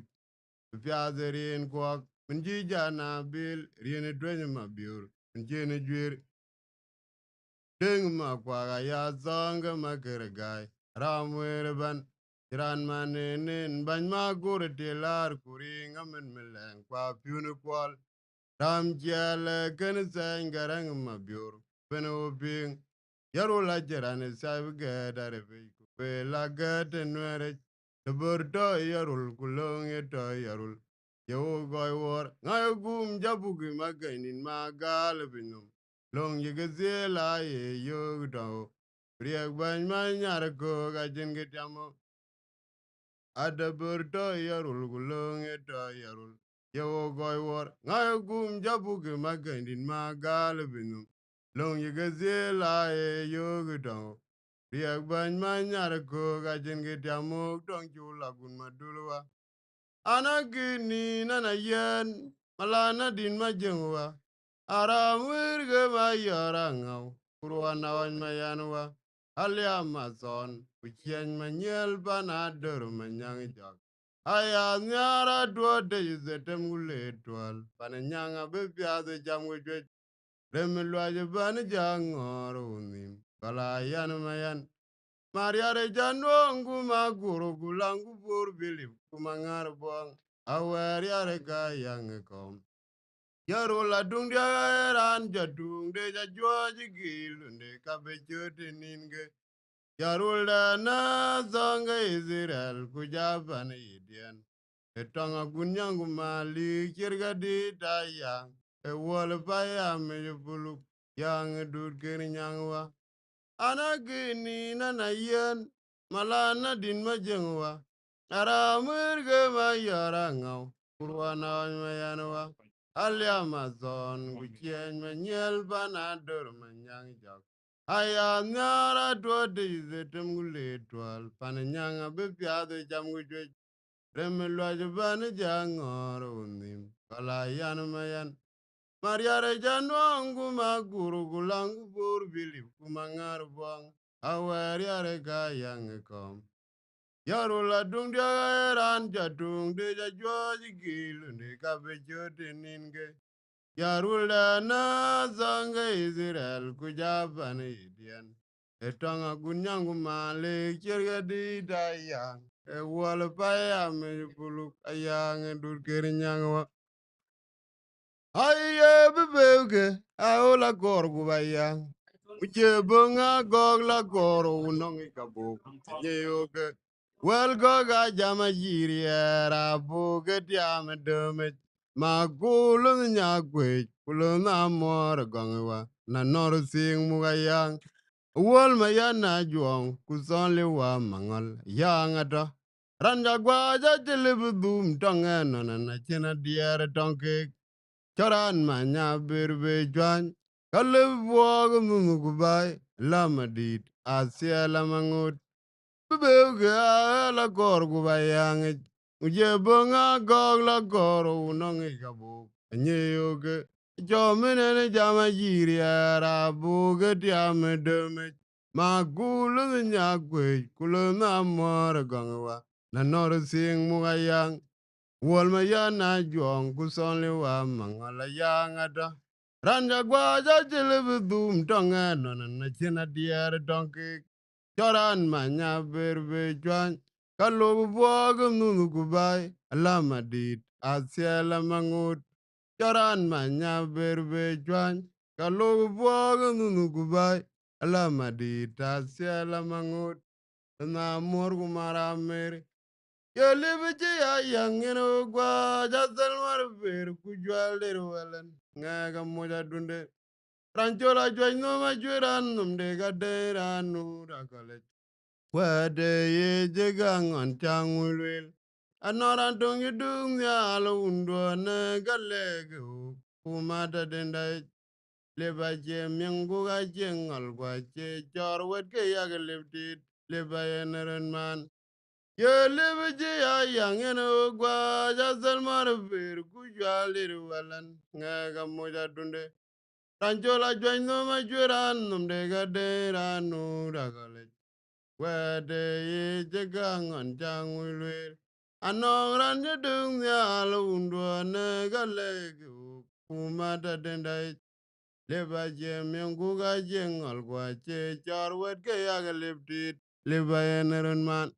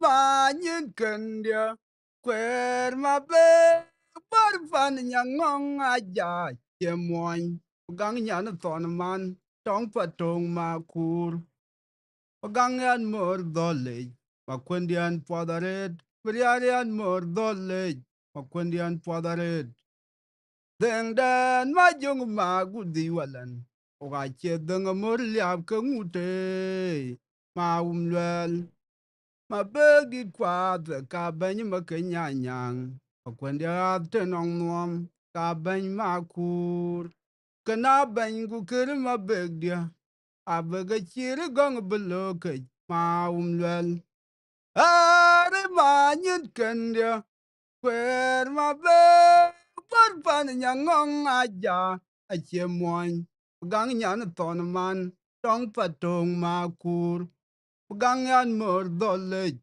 makwendian fadaret, Miriarian mor dolej, makwendian fadaret. Dengdan majung magudi walan, wache deng mor liab kengute, ma umlwel. Begdi kwad kabany makenyanyang, makwendiat tenong nuam, kabany maku. Kena bany kukiri mabegdia, abega chiri gong beloke ma umlal begang nyan malo ji yabor ji dinge mokwe to gatir ji dinge ma kur uma dol ji dinge ma umlal ana chewa de chan kwed ma umlal ane war kwe a choda che dol kul kwed ma umlal ane dol kwe ana che wa de chan kwat are de che ane war kwen kwe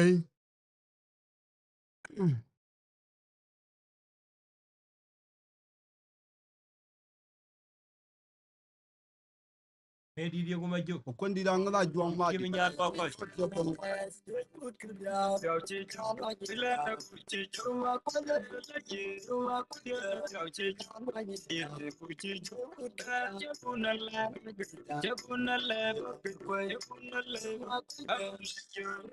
well ngor nya be ma kon nya kwer a che wa lan chan we dol ki yan we chol mar kwon ku te gi cheran ke ye moy loy ma well e bi ta u mori ji mo kwe ku mi de ko chen ku kan ga ngem tong yi ting lia ji mo kwe ke ne ko tan ku tan pen chen ke ro ku nyu ji yol chi ko ro cha god jot kul di da ina kulan yi dit ma well ene ya tuo nong diar te chin da li ga koin ka be yi muk ma well a gu ji ba chin ku yok ine ya cholin ye chu mo kwe ne ya choi wona ti ine wona kwe te ga mo kwe ya la po do pul gu nya de ke mo kwe ko ne ko ga yom wa an chol ma lo ta mor mo kwe la de ni ngong ma be ku ba che nga yan mo kwe ni dol ding ma lwel ku ngor nya be ma kwen nya kwer a che wa lan chan we dol ki yan we chol mar kwon ku ti gi cheran ki ye moy loy ma lwel e bi ta au mori ji mo kwe ku mi de ko chen ku kan ga ting tong yi ting lia ji mo kwe ki ye ne ko tan ku tan pin chen ke ro ku nyu ji yol che gror cha god jot kul di da ina kulan yi di ma lwel e ya tuo nong diar te chin da li ga ko ga be yi muk ma lwel a gu ji ba chin gu yok in ya cholin ye chu mo kwe in ya choi wen ti in wen kwe te ga mo kwe ya la po do pul gu nya de ke mo kwe ku kwen ko ga yom wa ma be ga po do pul gu nya de ke mo kwe ku kwen ko ga yom gwa tur awun kwa de ka kwe kunyang adur un yi ju kenyalwe ta kol patu inda nyar nyer nyerena kwandan jekok dung to be kwalwel pinguri gupalal dung den wok tin wan ton mangadit kunyang awai biar ngwet un kwa de ka kwe kunyang adur un yi ju kenyalwe ta kol patu inda nyar nyer nyerena judan je ko dung toy be kwalwel pinguri gupalal dung jil wak tin wana ton mangadit kunyang ay biar baga nanga na juang ma kale gatyang mo jog man ma merwa anyarin ga kwad ka kwe kunyang ba ka ayo ka wote ku penne anu pyo mi are tanden kayan ga cha da o ya nom nyal kan cha chugu oi airin ke kwar kayan ga nal chol ga te bi pinnom nale ya ti bo ye pir ke ton ma ngadit kunyang a oi biar kun me kwa kalwel ku da lemden abuka de kwat kwak ti toke patui kwak palgutiel kuja kumad tong tok patui kwak palgutiel kuja kumad tong tok antida nyir deng bian tuen ka nong chamum kubua ye mate kula dun ko yo la kawe baga nanga na juang ma kale gtyang mun jog an ma merwa nyarin ga kwod ka kwe kunyang pa ka ayu ku wote ku pani an pyo mi are tanden kayan ga cha ta wo nom nyal kan ja chugu oi airin ga kwar kayan ga nal chol ga ta bi pinnom nale ya chol bo yak pir ka ton ma ngadit kunyang a oi biar bun me kwa ka lwel ku da lemdan abuka de kwat kwat ti to Patui kwa akpal kutiel kuja mad tung tuk antida nyir deng bian tuen ka nong chamum bua ya ma de pula dung ko yo la kawe cha di dang na juang ma di pa ke dia ku daw nang chit kero kon ti tung tuk achul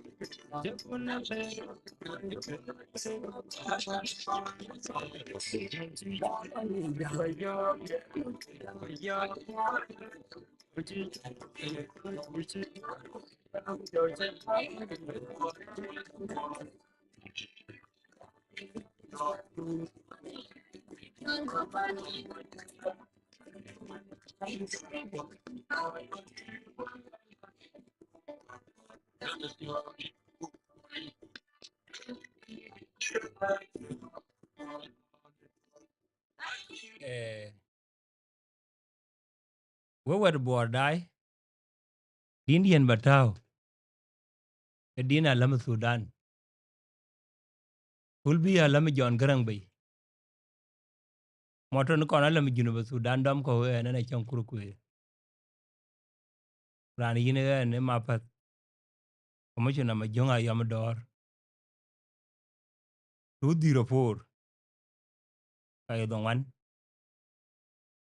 ay nin toro goro en ge yin na alam Junuba Sudan ma yu adiran bi John Garang bay yene diene ban wer kalyab aba jal mot yen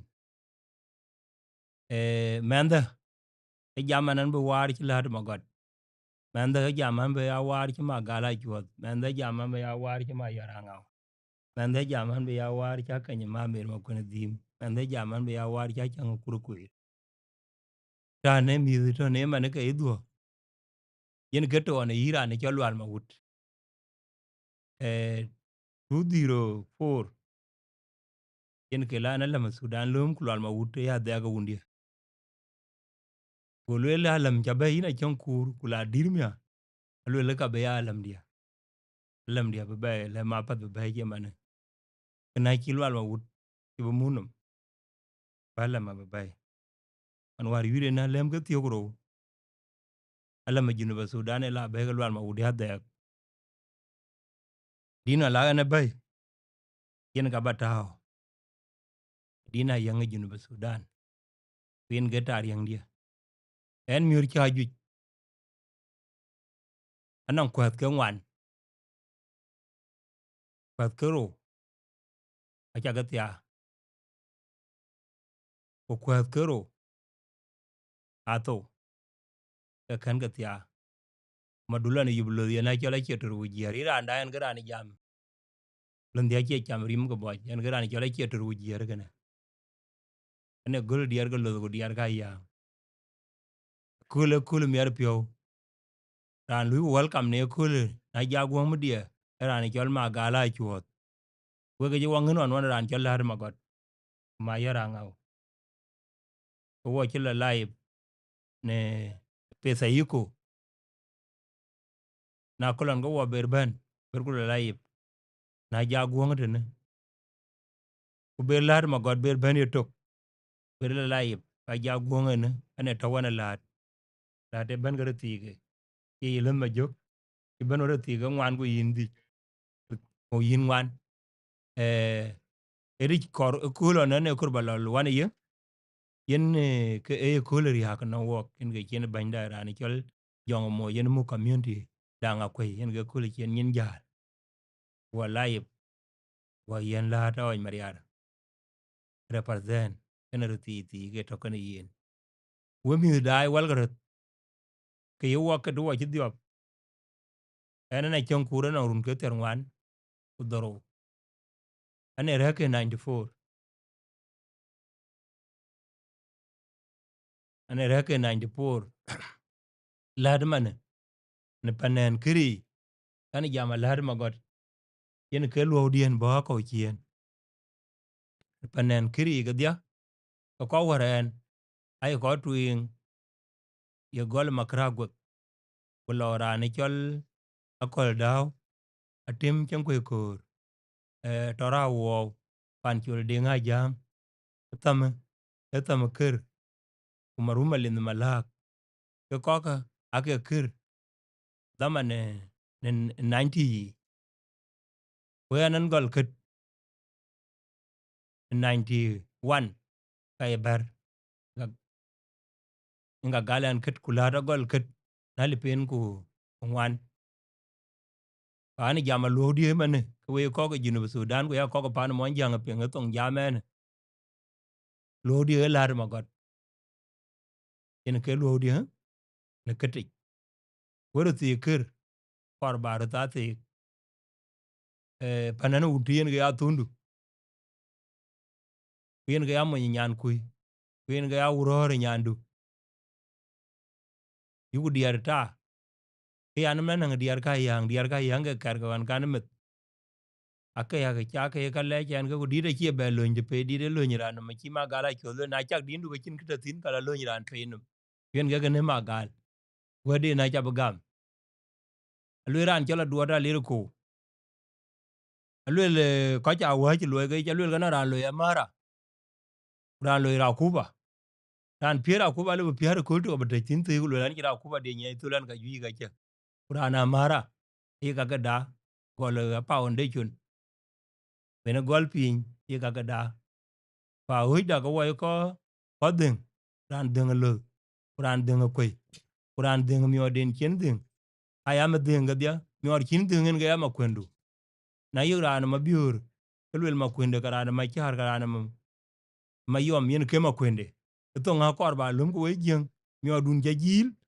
yen ke ya ma kwendu yi lat mi odun jajil ye ma char ka ye ma law yen ke ya ma kwendu pa den akin wuna yen ka da wadya aya dung de jeng o ka tan pinnum kalkiat ga jurka e to ke wa wai ko ka den e mana duor bari ay na pan chal jiba ay changa na nang tong ura yu rom wan ka ko diari ge leng den jal diere ka yo wo pa anan bi jam ya man ki wa maden e area kulwar ke pan boria ko ke ben wana lat ke ti ga dia ake ben jiba e kulon ben bayri ha wa ke momri ka de le wani ni jang le wa jari jiba ke de an pol de non ne pio mi odi ga kiri yang war aje betim ko na ye man ke man mer wo ke amara community de panichol athoy ku ye badi payam ku ye buma de mathiang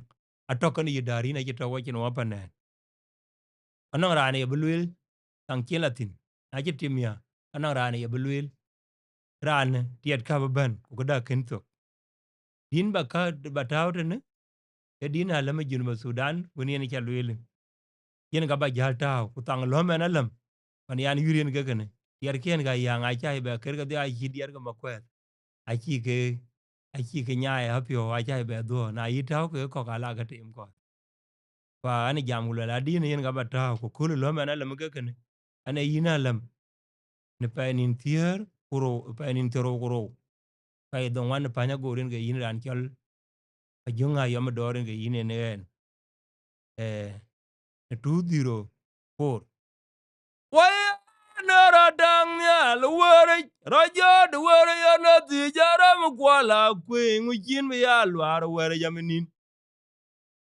dwa duon jany banya gor ban we jaga modho din nyale kong la bala rom wa ma pat bayra na we lwe la ping jor ban waya nara dang ya luwere raja duwere ya na ti jaram kwala kwe ngujin mi ya lwar were jaminin Kudwa du jany banya gor ban we jaga modho din nyale kong la bala rom wa ma pat bayra na we lwe la ping bay ban Andira banya gor ban mere ma jeng duot pendi. An kong la bararom wa ma bat bayra na welwe la biping jor ban. Iya andira banya gor ban mere ma jeng duot ben. Kong la balarom wa ma pan bai ran we lwe la ping ran ban. Damalandu nerier. Piwe apol wote tim dia.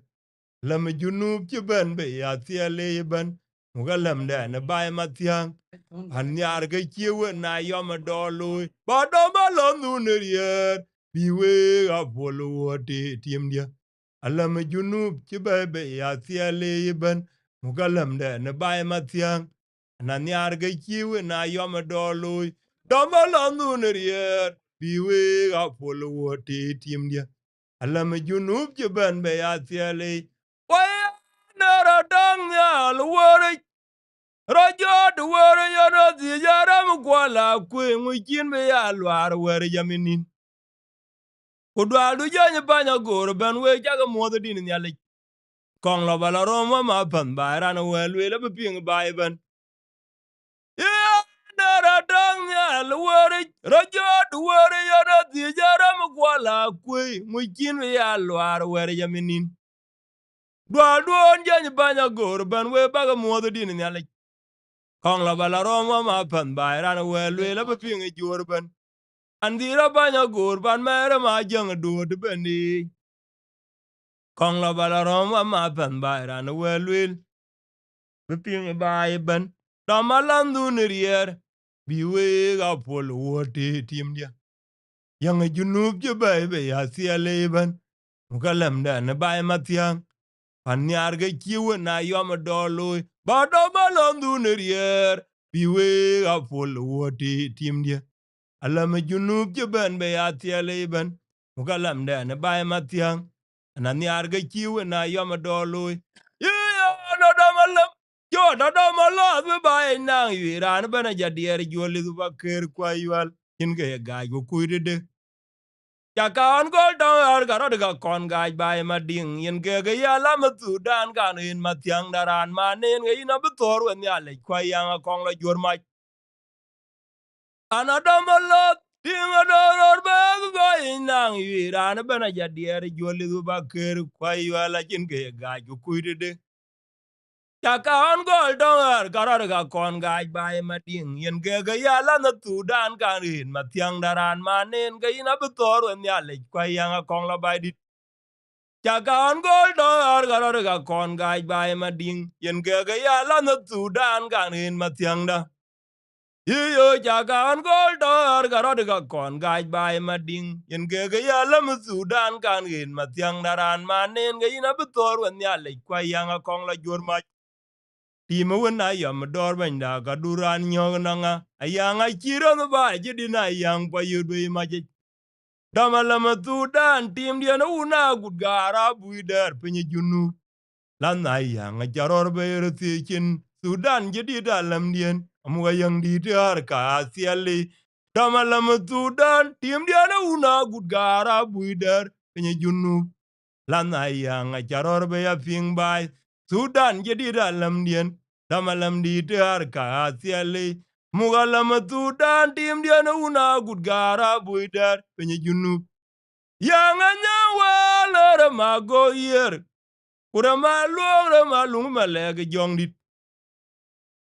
yang aton we gu kege chi ma dia tona bakan pol dong leng ma char ma jong dio wala na kon bela nyi bai bero duoga yang num twing waya ti ma banyang we yang anya wala re ma go yer kura ma luong re ma lung ma lege jong nit yang aton we gu kege chi ma dia tona bakan pol dong leng ma char ma jong dio wala na kon bela nyi bai bero duoga yang num twing ton muga yang num nang durup lana ton we akwai ga buwan wan kuram ma jong wa ma da mukimda damre ma go yerure ma wa eriar na lana rada I tonga guda mera ne jong dit magwara jing muktim rier we bane menin kong miak tona yang num nang durup lana ton we akwai ga buwan wan kuram ma jong wa ma da mukimda na damre ma go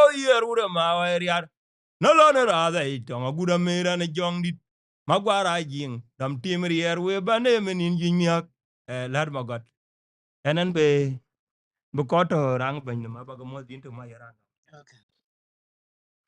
ko to rang ban ma ba ga mo din to ko to hala ma junu ba Sudan tar ya wo kuma junu ba Sudan kire ni wo par ken wa ngin wa ma kwet ko ma kwende wo ma kwende ne wo je undi ne ba ti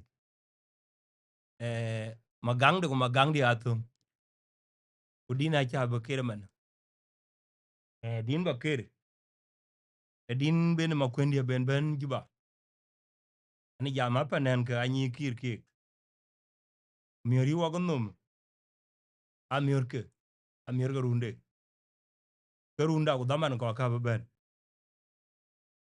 dini ga bataw ko ba wija par mi ka ramwir gamayana guru gwer mayana guri arian garun bin bay mo de jigi tong dia bele kura ja yom welen le gamayana guru gwer mayana guri arian garun bin bay mo de jigi tong dia bele kur ja yom welen udangara bo derwen to ne chit kere mara ya pinga na bara woti barakan di el kal ja yu bala lwe na ren payam chulo gunyang mora chitung de wala korpo ruma kono unre un mai me yom nyang to lu kolo na gwang gang nyal wala ne po de mara chi ber po ge in liu india pen gana bu to in katin mor bi wonga to pa e doro ruona chitung de tim jire jitik kuro kwar ma yana guri aren garun bin ba mo de jige tong dia bele kura ja yom welen gudangara bo darwin to na chir kere mara ya pinga na bara woti barakan dia le kalja yu bala lwe na ren payam chola gunyang mora chitung de wala korpo ruma kono unre dun me yom nyang tolu kol na gwang kang nyal wala ne podi mara ke beru bi liu india kem gna beto in katin marbi wonga to pe doro ruona chitung de tim jireje tik waye marbi wonga to pe doro ruona chitung de tim jireje tik mya ke ne bit ama torpo wo jiton gamoto wa cholo ton balung bangor kurwa dandi chiton je junu be yagde ba kum jirin yen ga jang de yan kai wane kalja de morier kai o ga ma kunu tier gun ma gut han kiru na gwen lwet pan yer utban pan bar kadal ku bora ba mat ku bi der maunwal kan ga mor un jo ngaring po bi bai dai ban ruma kunu un dan ding male ku doge chwalo no bi na garato de president kir na mor ba di ala rang no pe doro wala kir mangora bo kojo katom de piewe nya ke ne bit kama torpo wo jiton gamoto wa cholo ton balung mangor kurwa randit jiton jen junu be yake de ba kumjirin yen ge jang de yan kai wane kalcha de morier kai o go makone tier gun magot an kirwe na gwen lwet pan yer utban pan bar kadal ko bora ba mat ko bi diar maunal kan gamar un jongaring po bi bai dai ban ruma kono unu dana ding male kudoge chwalo no bi na garato dia president kir na morba dia le rang no me pe doro wala kir mangora be koje katum de piye gamayana guru kwar mayana guri arian garun bin ba mo de yeke tong dia bele kura jayam walan gudangora bo daru na to na kit kre mara ya pinga na bara woti barakan di el kalja yu bala lwe na ran payam chula gunyang mora chitung de wala korpo ruma kono unre un me yom nyang tolu kol na gwang kang nyal wala ne podi mara ke beru bi liu india kem gna beto in katin marbi wonga to pe doro ruona chitung de tim jireje tik Dawaj mor bi wonga to pe doro ruona chitung de tim jireje tik nya je ne bit kama torpo o jiton gamoto wa cholo ton balung mangor kurwa randi jiton jen junu be yagde ba kumjirin yen ga jang die yan ka wane kalja de morier ayo ga makonu tier gun magot kirwenda gwen lwe ban yer utban pan bar kadal ku bora ba mat ku bi dier maunwal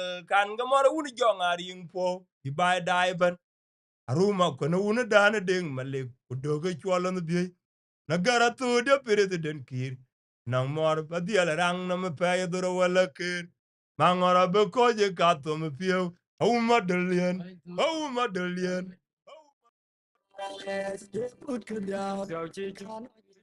Utabairi, Tantarabairi, Utabairi, Tantarabairi, why you get down here? Tantarabairi, why you get down here? Tantarabairi, why you get down here? Gorabechulu, Tantarabairi, Gorabechulu, why got bairi? Gorabechulu, why got bairi? Gorabechulu, Lonya Dani Yao, Gorabechulu, Angalonya Dani Yao, Gorabechulu, Utabairi, Angalonya Dani Yao, Gorabechulu, Tangatarabairi, Lonya Dani Yao. Ay Mariano ay tuot. che deng motok Di dia pick up. che manun ko waja ka le yore de ja toy kol nyang le man ni cha ka le rote ka pan bor ci binyin dak ini che tung de ni cha godere wo ga to ten ramur koy to ten ki ya koy to ramur ko a che competition no lo ku e den ke ni chugle yare de warai ku cha ka bay ke wara junub gola lam junub cha dom tuen yon ka mot chin koy to rang ben in ka mot yo ka an ben ka dun cha lo ya ko kol pot ko bi mi jwe bi bot ka kana le yogi na red ga na ben ku boko wa bro jal ping dol in chugle ye ya wel po da de ba cha ka ye ko chin pananin chin ke lo pot ana panan ban chire ji poto ko gup ran ban re non pora na ku rane chol pol mo tyang chi wat po re chi le ler elwel galan thunyi diet ko ya ner to gal thunyi diet chin thunyi den to an ten chira le lo ka ke to de an ke so dun ko ru ma no ka panan ban ena maro men ti chin rane ting chi din po di chak ti ban din po ban chak dung an mu man in chi kon lo ke diet cher chi ka ka ke diet chit ka ke chen kur kwer ke diet chit ka ke ne chol la da wai marial kwentin Magaal Achuoth papananin ko ban liu ten we wai ko panati ko ga lui bai ko lui ding so dung po pak wan mu dung wa mu nier krech din ba kede wa ga lom tin na chi diet dwe we la cha ka ta we mor ko ka toy kwa ga panan aba ga jala ker we ko ta pin tin ani che ko ngwen amum cha ka le nyun chan ni ke kam ko le a ko di den be umur kwa be di den ya da man gol ke panan ki ne ban cherar gam elu lan na dit cho gin be lo garan che be real red ke cho lak dam ya pije ay riyo elu nga ga tronum nga ga kongola mon che mon do ga mi ni che moy pin nom tan e kana yue ba la wa panan ye nga lin de ni ku jonka masaba ti chi nom du ti ni hatin ba ni jala bay ke na be jal ban ba diet ke ro ba ka din denga ko Kalnyana bay. chura na wai kul nyang iya junub da ina bai po lo na ka po de nga bu wa ya po nya jeng bai ti jo we ro tap on ter ko rumbe ki atum di do bai mo chu git kwa chu tem na logo dor ke bai en dor ben be ko nim lao iya junub da ina bai po lo na ka po de nga bu wa ya po nya jeng bai ti le we ro tap on ter ko rumbe ki atum di do bai mo chu git kwa chu tem na logo dor ke bai en dor ben be ko nim lao ko ga jam wele dor o ma tieng kum ku bole ba ti gelian ku mora nyar ma kir ma bor pagara deng ma bok yenge chen ka jo hit mitile dol wer pin no ma ben dunge po ye me de chiran du yo kerya ko jaro jon jalab ka dal wok ba ya nyar ki ye jenu bur tor ton ka tu ma ji ben don ke waken go nya don ke kwa chu bu gorien wer jak lwe la ji kon gu le wek ku tong ben ji pa are kin ro jot ji ma ke ben ga kan ga ngun jalap ka dolu wera nyar ki e ji no bur tor tong ka tu ma ji ben dong we pa ken go nya tong ki a ji bu go ren wet jak lwe la ji kon gu do we ku tong ben ji pa are kin ro jot ji ma ke ben ga kan ga ngun mor mariala na kwe jalop ba jala lwe wil ke dor ku pal jama de mom ene je jam wel we de ror mar sa akol ma kur ma jang dol man ma kilange ku yok ne li wo mo je dor panda je nup tigene mor ge ba jeng pot dore ken pir ga jwe ja ye yok je nu sudan jo ku mo le tiel nwera jama ka ge dor ke ga ye jwe mariala na kwe jalo ba jala le wil ke dor ku pal jama de mom ene je jam wel we de ror mar sa akol ma kur ma jang dol man ma kilange ku yok na li bo mo je dor panda jinup tigen mor ge ba cheng pot dor ken pir ke jwe ja ye yok jinup sudan jo ku mo le tiel no ra jama ke dor ke ga ye jwe oi do ma ku ti jog wo da tem kot ye nga warong no wo ti jo ja ton ko ko wundo unden ji kap jod ko jim unden oi do ma ku ti jog wo da tem kot inga warong no wodi ti jo ja tem ko ko un pe unden ji kap jod mor unden mora bating dun manyang mor ben bi jet tun diktor garang mabor ma wom lwal tun rit irando tuen ma kura jola ne ben jobok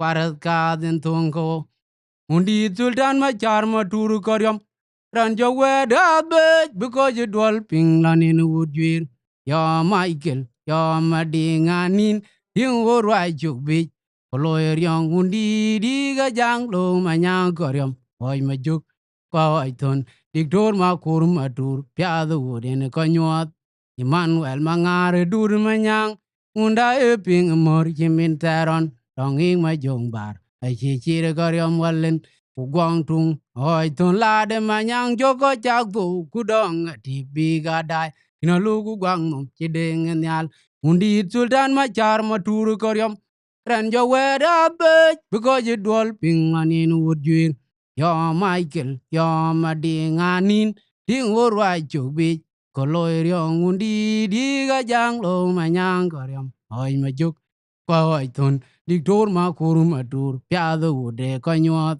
Emmanuel mangare dun manyang unda e ping mor jimin teron tongi ma jong bar ai chi chi koryam wa guang tung hoi thon la de manyang joko jak tu ku dong ti bi ga dai ina lu gu guang nom chi ding nyal Ai lo kumara lo. chi ding mo tu Bai lo da belai.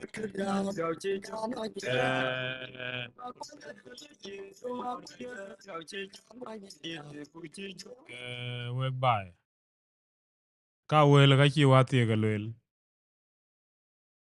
Ga nun fanan. Hey chol diet. Ai a Bible. We ka pieng ok ku ja we panan. Tak diet ban. Pin nom. Hey chol fanan ne deng. A che a re jorot. Mene chi ma kwana wala wel. Chon ba junub ka de ban a charan ka din randa. Ngaga kab made. Ran kab ma bara kab ma bar. Ran kab ma landa kab ma law. Ran ti kab ma kwenden ti toga ke. Ran ka din de na yanga ke. Kula ga woji ten ngaga ba ka din de. En wek bai wek ayu go mo dare. Ko ko e diet ke. Diet a chi Bible. Bible che la cha de tim gu ke cha ga diet ai te ka ma ka. Na cha a wotin Bible chure men ko naran ji chure to kanisa. Ke po jama yin la de gen. A ji hala la ke yo ko nong mi gala. Ke cha de cho mo ar ke bi ne nuti. Ku cho ba wen baba du do ke. Wina wado do ke la wen dite. Ke ran ma cha ke ge ina ka e diet ke lo a chu ko pal. A chu we ga pal ku ka chu ga pal cha na ko yuat dia tanu bani fo la pal fen ini ra ne fo chet gnong ki de lakin ina bela lo me de cha na ya Bible cha Bible balwat keranda ci chuer bale ka jal ga yin ra na tede e chol ga den wona kina cheyen akaye diet ke lwel ana ogai bai mo tare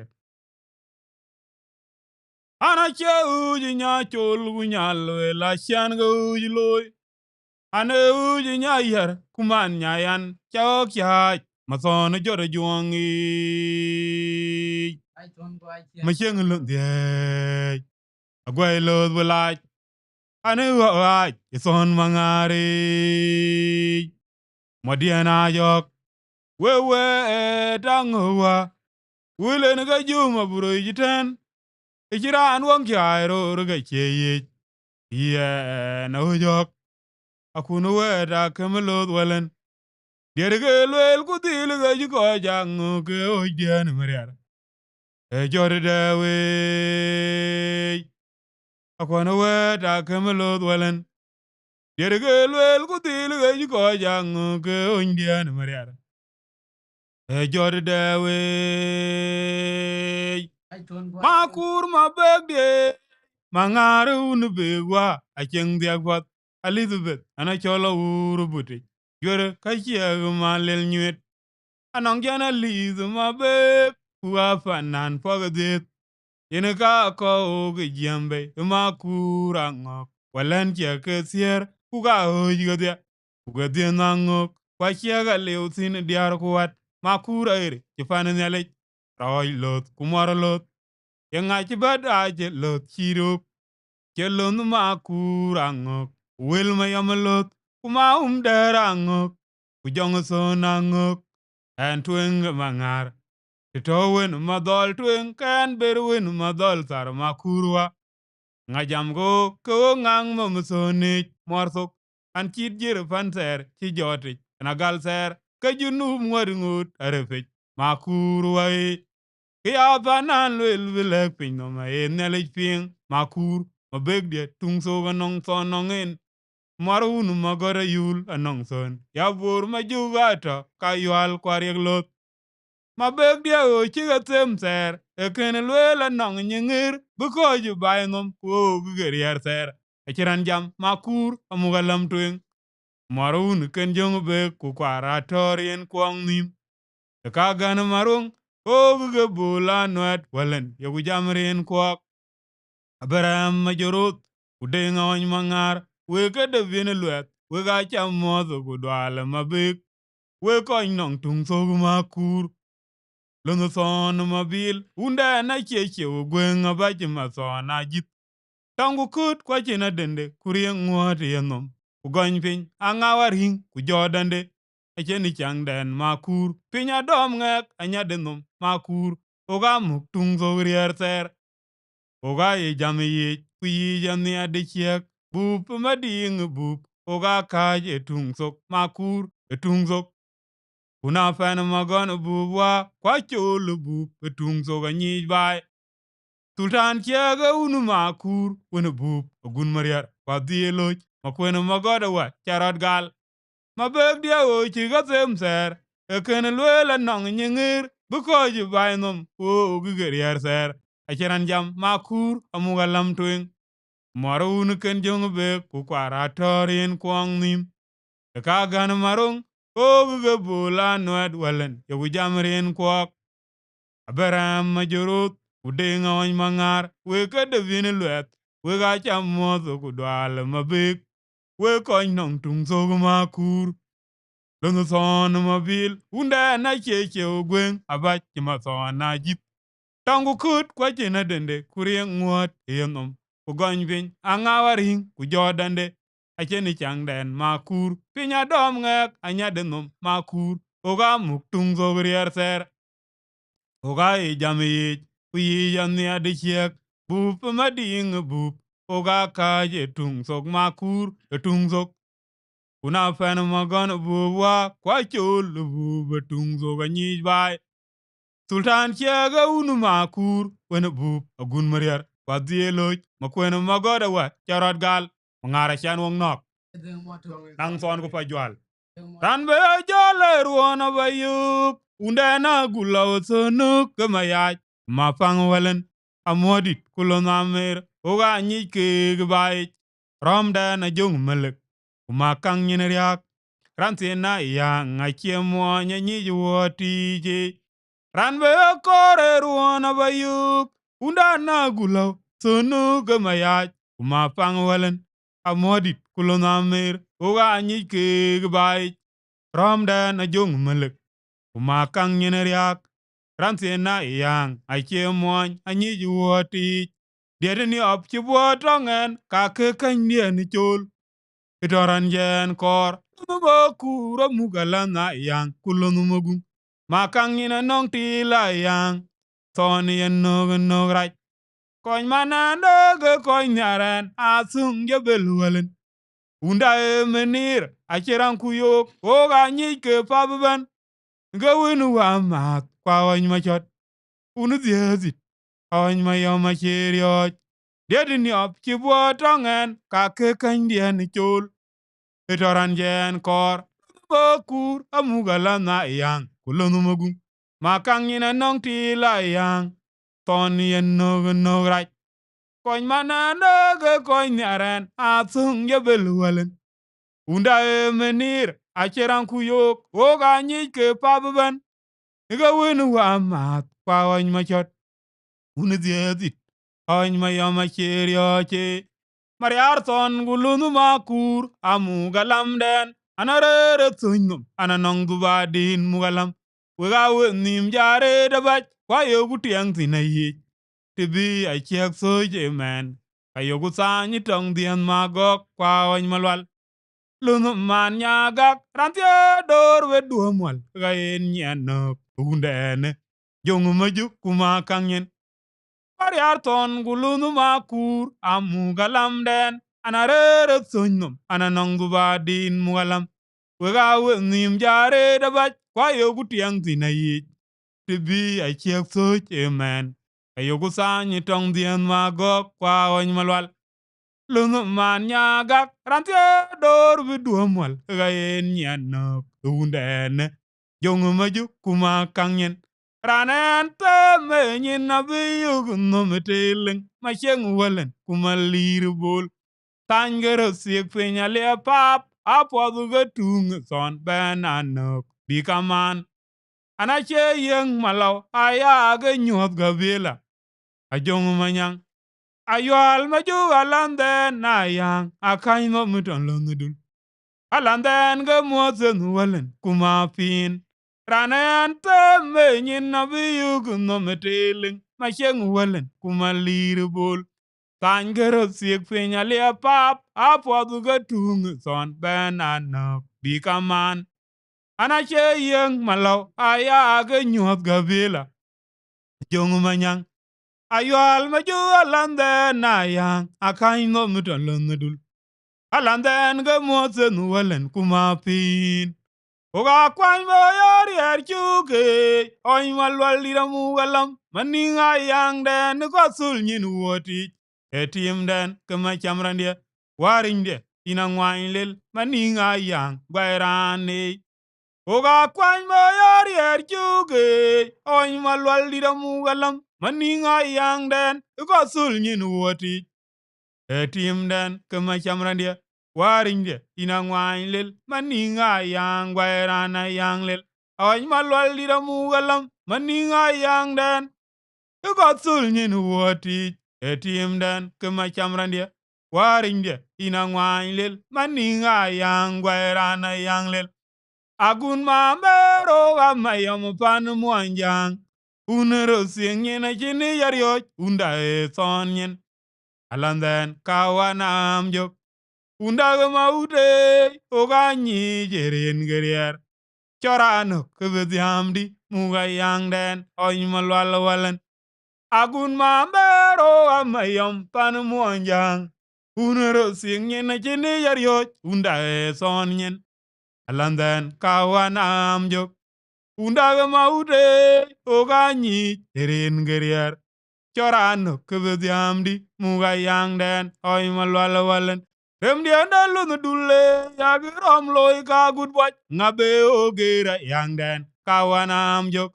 Ugay manyarier, kulonu Magaal Achuoth, kwa oiton. Kulonu mayarandia, wetung long angwate, chibaya diang num. abui der kuma char ugale yang den ga song ma rem dia da lunu dulle ya rom loy ga gudwat ngabe ogera yang den kawanam jok ugay ma nyarier kulonu ma ngara chuot kwa waiton kulonu ma yarandia watung longa ngwate kibaya diang mum abui der kuma char ugale yang den ga song ma alam da bunyal alam dene kesal fakir mayar kumayat wini chol mariare ugay manyarier kumozen walena cherioj abagweyre ma yorgu magwel ana che donyen ana chit kwach ana cherioj ba chedangwi mangoran suonyiringe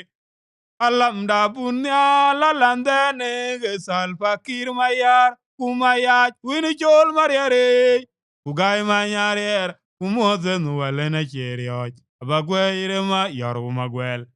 Ana che donyen, ana chit kwach. Ana cherioj ba chedangwi mangora ne tuonyiringe. Anong ruri aga nyich puot. Dieti nong kog ye jamrieri, ma unu walen. Lona merendie, kuma goidit. Remi ma goni jela mukti ma yang kemayaj. Alanden ge diedit kwa wany malwal. Chen monya piat tai tai o ka keman bai. Anong rure ga nyich puot. Dieti nong kog ye jamrieri ma unu walen. Lona merendia kuma goidit. Remi ma goni jela mukti ma yang kemayaj. Alanden ge diedit kwa wany malwal. Chen monya piat tai tai o ka keman bai ten. Alanden ge diedit kwa wany malwal. Chen monya piat tai tai o ka keman bai ten. Abele ge kuma tane jamelong. Ifana binang nom liap tong ajadwel. Acha kwen togu togu jabiet. Chagenge ga miro beapot. Ana chawane junyang amate ujojal. Bila legerong. Mariarawa oga nong nim oreya. Mugayang unna jong manyang. Nga ke diar ke wel lelon mantok malire bol so naron ngot. Abele ga kuma tane jamelong. Ifana binang nom liap tong ajadwel. Acha kwen togu togu jabiet. Changenge ga miro bepot. Ana chawane junyang amate ujojal. Bila legerong. Mariarawa oga nong nim oreya. Mugayang unna jong manyang. Nga ke diar ke wel lelon mantok malire bol so naron ngot nang ton ko fajwan kabe dia bucara tiep yana ke buram bara jawa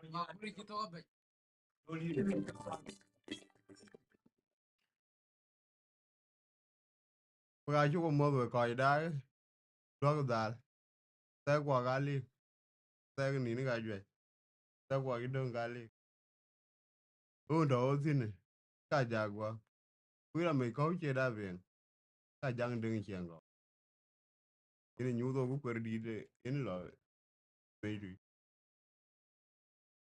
in alia baadaye uishi banju ba ga ku banju ba por mo na ka alia baadaye alaba ay mayan kere mamoga dam ni ala ana ene ni na cho Ajakguong du no yen ko do ba seda le seda ayo ene yen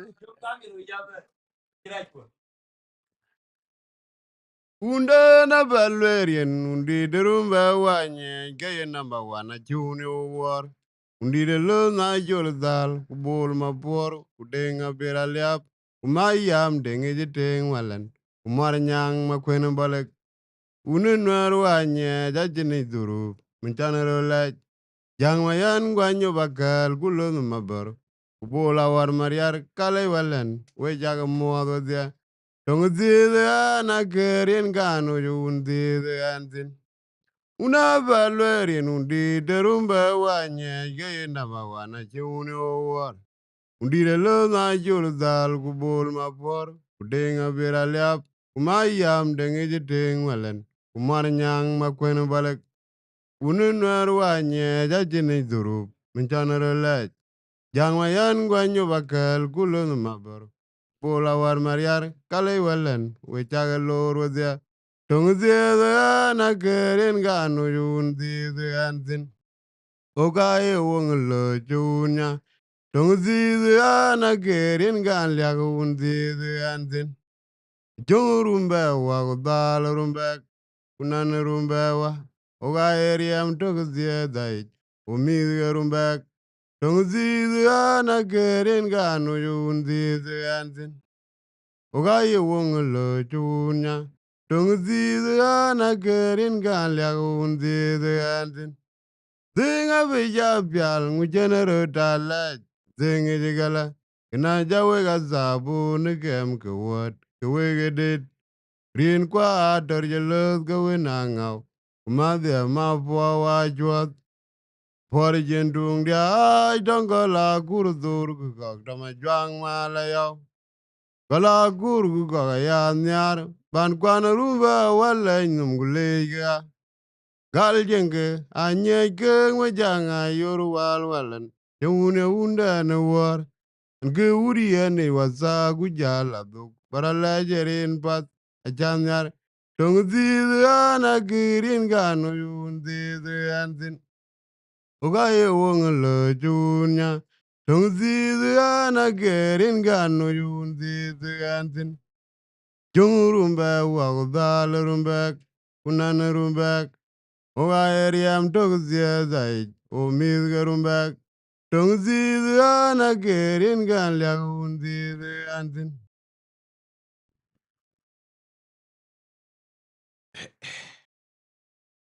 Long abiyo die jagur magar pandan jirayat una oi zondin ma buar ding malau lamatan nyal tamagal zidi long walen ge buanga jingal Bram dir wene Johnson, jingit yama, malana ma gurbul ma unu welen, rin ge pandana nyi nyalege. Mijona rota le jagir yir seden, na dira sogu gama o, ukole luel da ngut, akeban. Yom lo mariana ring welen ana jinduru undane. Undi dereng le ya ywa mege yola gunma bergulo natia ya yang welen. Tung to ga guda go ga jang bang ra jin nyala ja belu.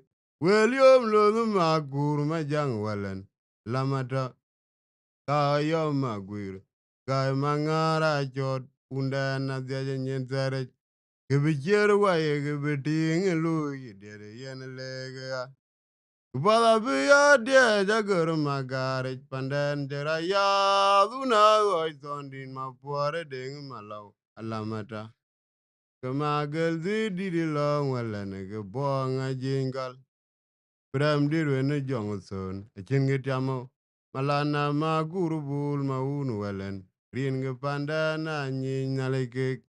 Njana roda ya da gerir seden. E na dira sogu gama o. Ukule lwel da ngut. Akeban. Yom lo mari ring wala na na jinduru be undane.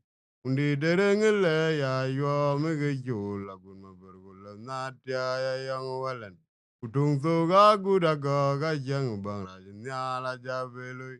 William lo numa kur ma jang walen. Lama tanyal kawa yom magwiru. Gai mangara jot. Nadia nyen tere. Yege be jerwa yege be dingelu yidere yenelega.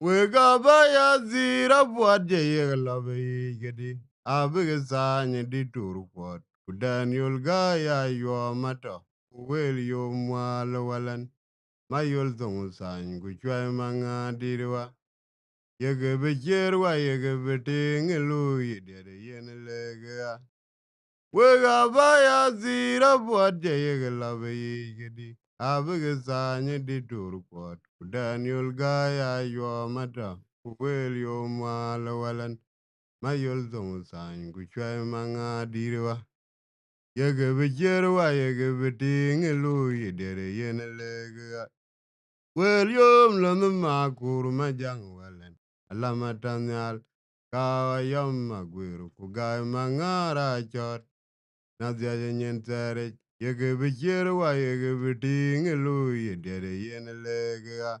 Ma tung kumara yom ku gwan ma ko dirande. Ke ye nwer man in ga man murle kidene yi ja ja yok. Where do you go, Lily? Call you Paul. A king, my chum, walk along the way, quite long, my door. You'd be son, my annual, and a song, my tongue, I tune my career. Unumalak, Rima, a song, my gargle.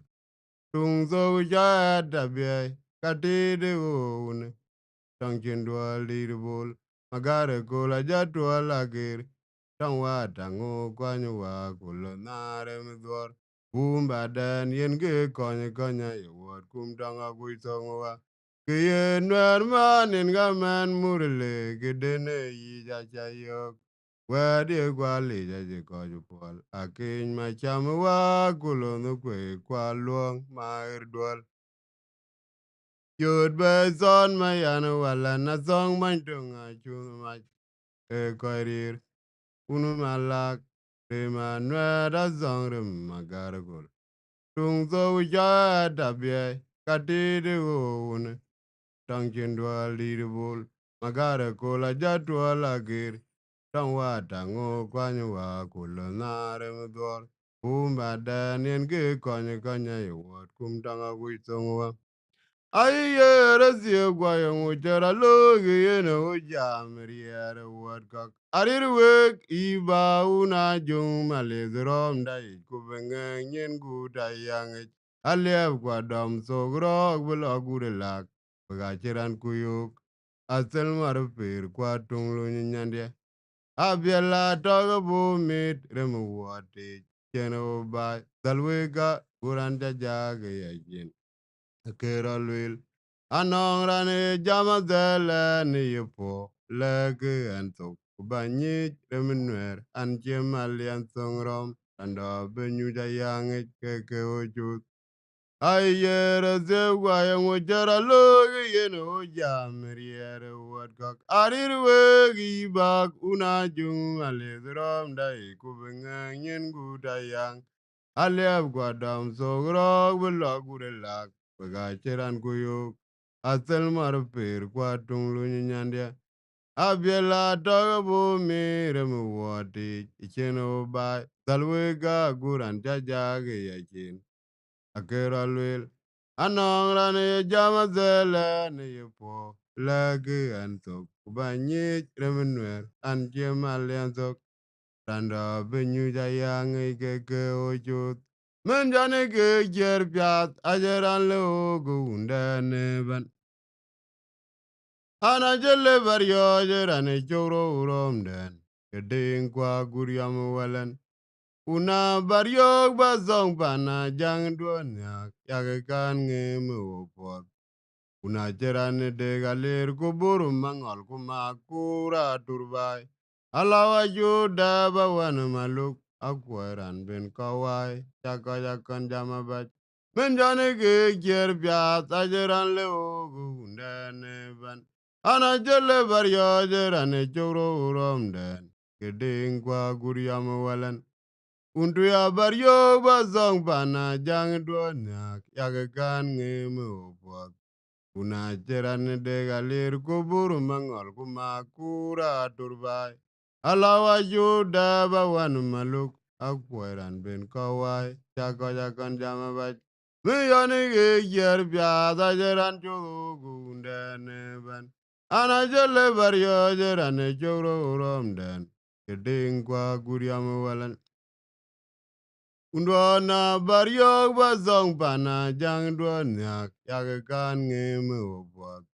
Una cheran de galer kuburu mangol kumakura turbai. Alawa yuda bawan maluk akwaran ben kawai chakayakan jamabat.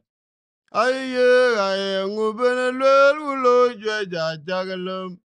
Lamda nangok jung walan kumakuran de kwa selin marapir. Wana toga jugwa da wariar wall. Chiran jage. Noran tong ba kene nyudra na be mero yi. In chore zil. Urina polo no ma ya orandia wala na mere majok.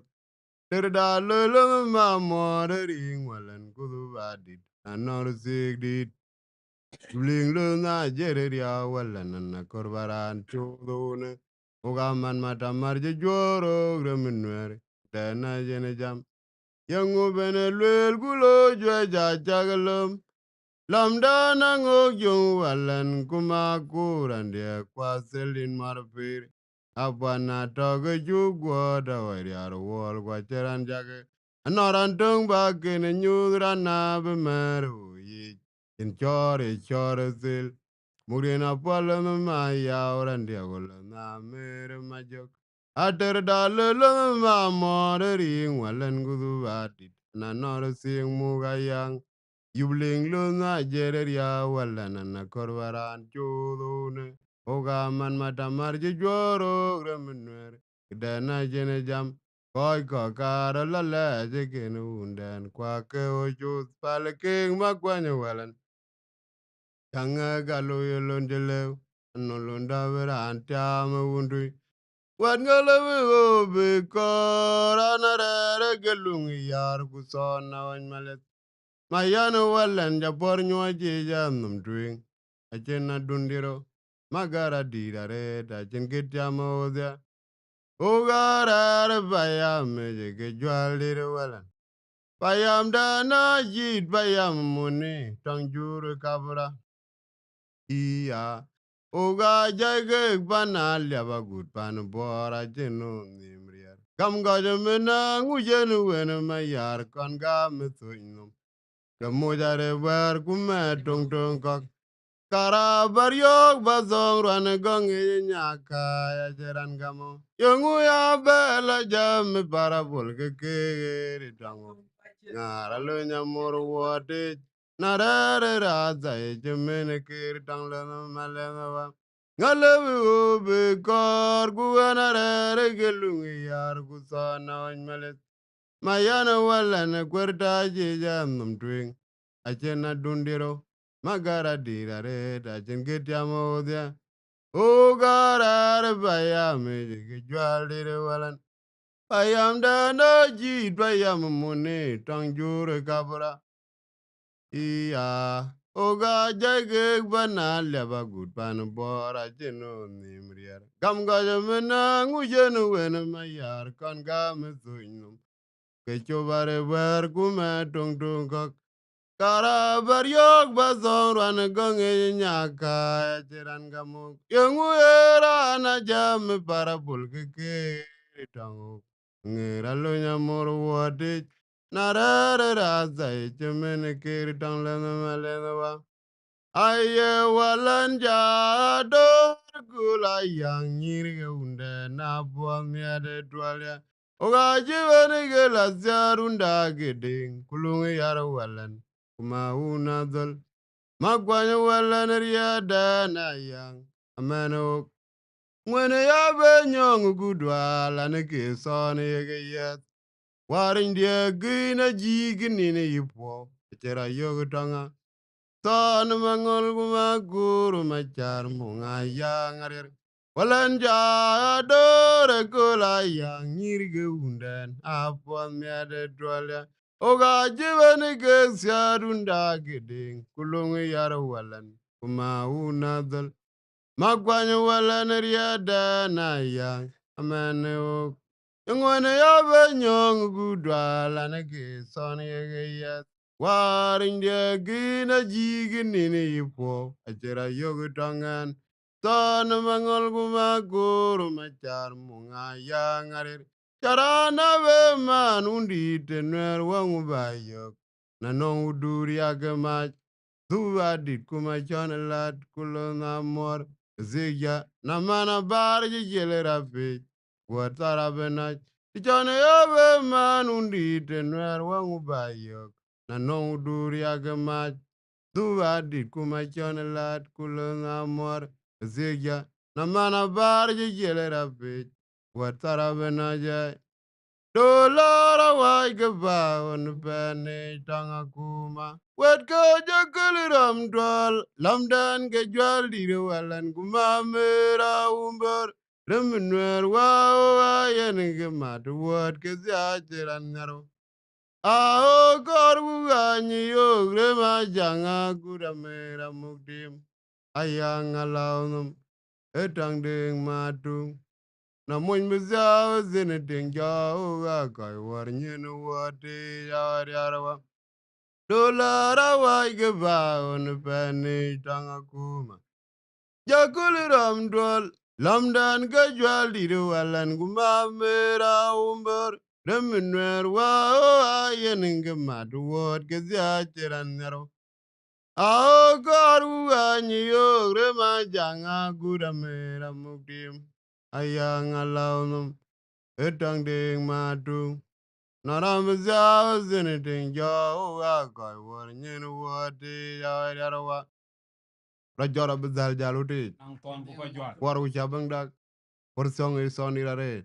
Tangwaran chimanto. Madirojo wong.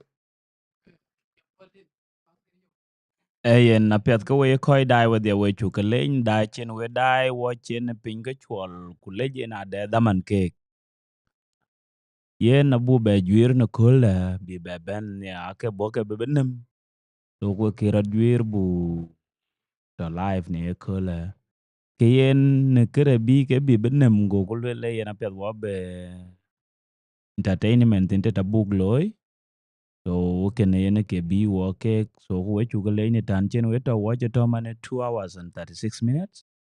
So ku wabe jal to kana anong koy ni we long ti wa ke chwal ekene abeno wo jal to so we chu ke mot so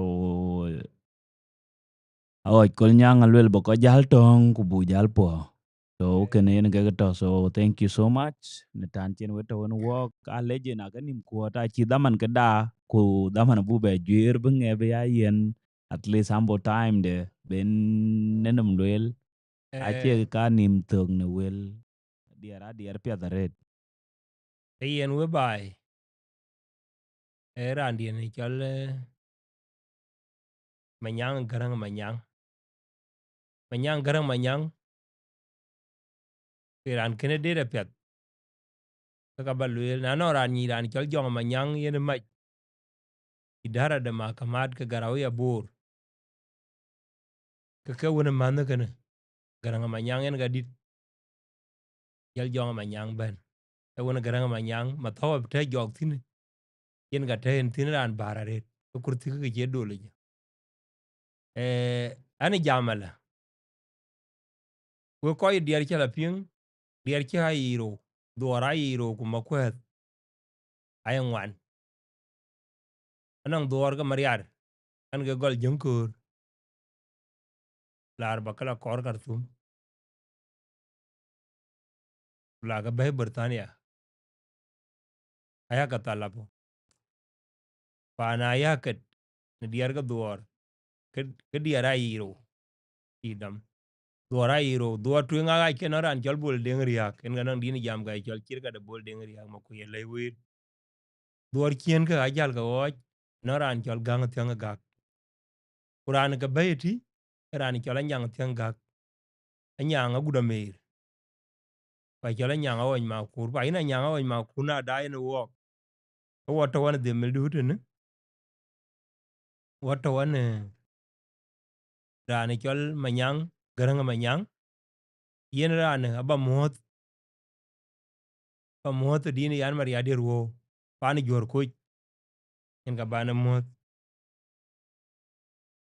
way mangara ja urwa ga ngo jangu ja damin mar yara pat kala to na gwena lwate bi duor ga mangor bi ni ne po yu badut rob kulan mangar gu chala gudwa kwe mangara ya nunu kwal gu biya ya duru war yaminin ngara ja urwa ga ngo jangu ja damin mar yara pat kala to na gwena lwate bi duor ga mangor bi ni ne po yu badut rob kulan mangar chala gudwa kwe akondi ye tunga ja mangara ya nunu kwal gu biya ya duru war yaminin dem dia chol ga nyan mat kwa yam juk yun jagu ma de ga diam deng kinater go unda je dudu kan mo ma jong deng mo ko yaram ga yo la nyar ba no mu kurtik na kam pala ba ke kwe nyoga nang mariar ma jong ya le wero kwengu un ma ko la lewle mariar ya tiam dor go undala pabial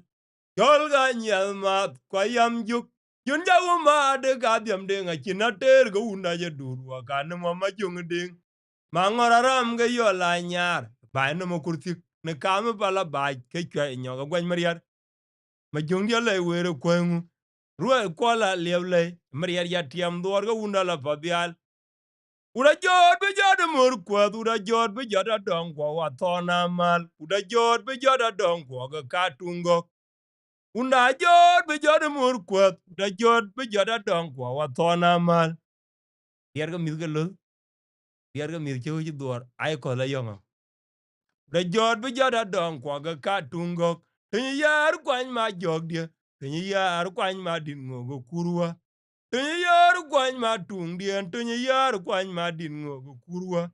Nyan to no le jonkoro be ya ma char po ti mo nyir ga gwala ba tiam wa ya tiam jonkoro yo ba tiam le uno le jonkoro yo ba tiam doro le yen ga bol de nga baro ma jongo kurwa no nom tie ye dia dia mu ta nyile ji na tiam le briar kurwa ja tan yal yal no nom tie ye dia dia mu to wa ko ya tiam dor no nom tie ye dia dia mu ta nyile ya tiam le briar kurwa ja tan yal yal La nom tia ye dia tie mu ta nyile kwe ya tiam duor ko tan ga maria ro kurwa gam wang ya ro dia ko tan ga maria ro kurwa a jor na go go duor nyin oi den malo na kwet duor watung janang ja luang luang jong ko dia boy tiam wu ko tan ga maria ro kurwa gam wang ya ro duor nyin ko tan ga maria ro kurwa jor na go go oi dia ko tan ga maria ro kurwa gam na yo me oi dia Hoi dan malo na kwet duor, watung janang ja luang luang, jong ko dia boy tiamo go, yar ni algo yar pin. Chedeng moto. Mil ka ramuiru ka buka jaku. Ya Endi o to nden gan. ya watio ka. We go chan ramu ko ban.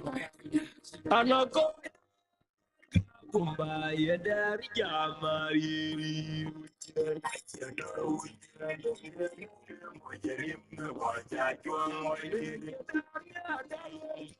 Fire daddy job.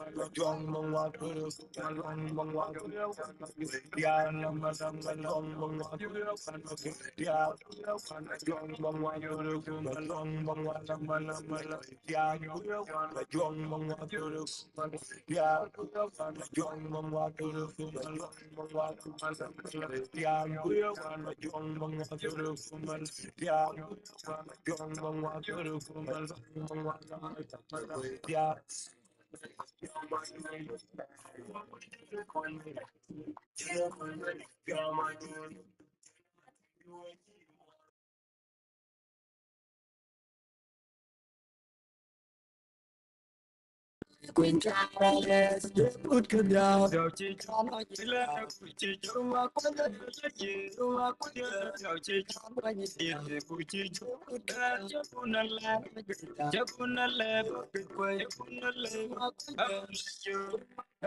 đầu chi cho nó như đào phải do put cái đào phải do nó như đầu chi cho bằng quê phụ chi cho put cái đào đầu chi cho nó như lên gì mà cái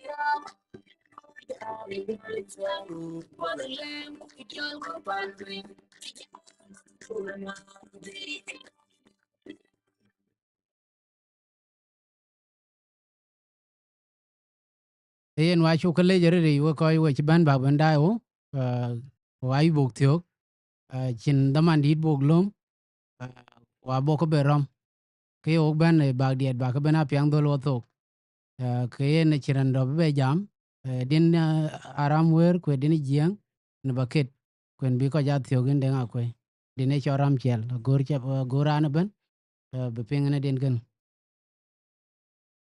wey jiang dan yerul balay kun ya le ka pot ye cha go ge pinnom yerul da jit ban jit Jerusalem kwa jit pan idan pinnom eri kam ge cher buga gamarin karam wer wey jiang dan yerul balay kun ya le ka pot ye cha go ge pinnom yerul da jit ban jit Jerusalem kwa jit pan idan pinnom eri kam ge cher buga gamarin karam wer weye pan liu te ler ring den ku marial nuore jok aji dung ji ken un ter ne de or beg le on ji jeng dalwel weye pan liu te ler ring den ku marial nuore jok aji dung ji ken un ter ne de or beg le on ji jeng dalwel kwa bu gwer be jet pana er yerul pokuliji Pandana nom dia o aje bany panong jambe ku goliar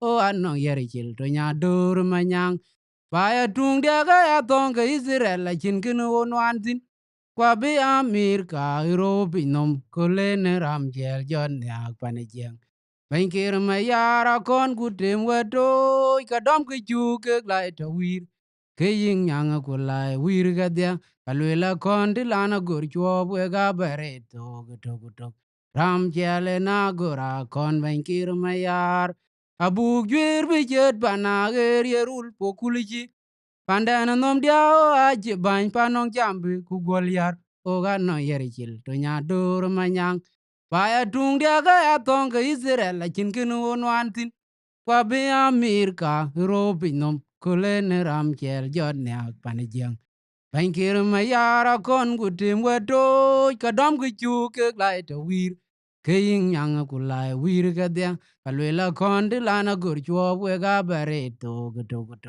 ram jale na gura kon ban kir ma yar Abai modern, abai jo gwadiga abai modern, abai morjin na abai modern, abai modern. Oi mago gelande ma tunglal, oi bagong de, ai kan bagong de. Oi mago gelande ma tunglal, oi bagong de, ai ton bagong de. Oi bagong de, ai ton mago gelande ma tunglal, oi bagong de. Amor karor jiga. Juang dia ulun payda.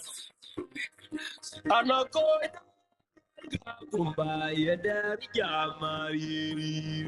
Kumbaya dari jamari.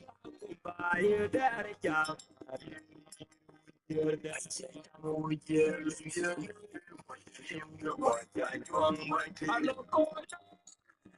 Kumbaya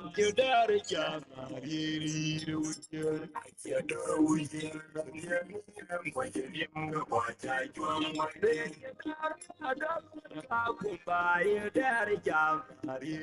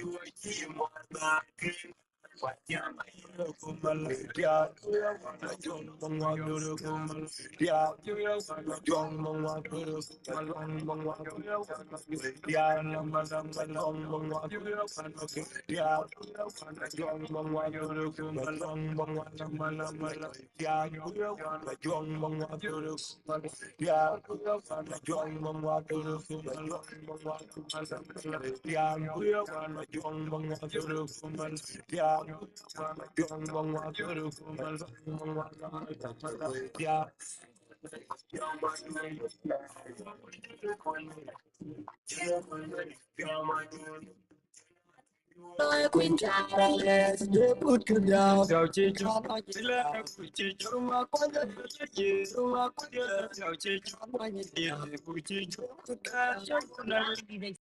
Chú là đá mình buồn. Chẳng mang cái ra là nhiều không sợ. Cái ra là nhiều không sợ. Cho nó vui thì cái gì.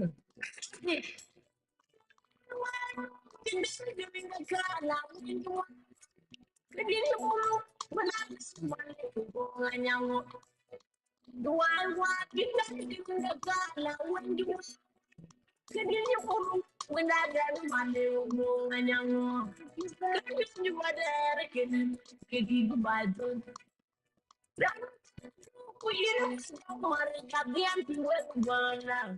Jimber juga alam wajib juga wenya kanangan. Aji weng wang ngau na yo manam. Yo na sai kedi na muhan bagian etsa ko tawo ngura mo kidanin. Ana dong labo. Ya dong no e mata. Yo so no ko mai ko yo no. Mo ko ya bây giờ chụp chú bây giờ mẹ ăn có bây giờ nó mà tám mình cũng vậy đi thôi anh đi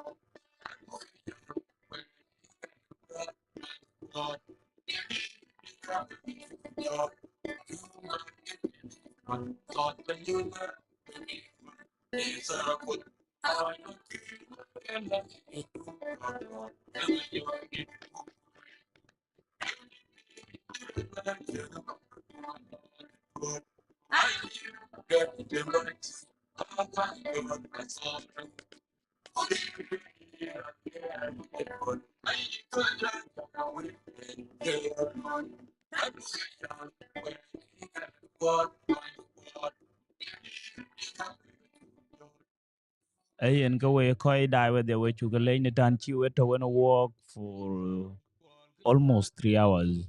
So way to go lane it and chin what to walk. Maybe ya top yet. Like away.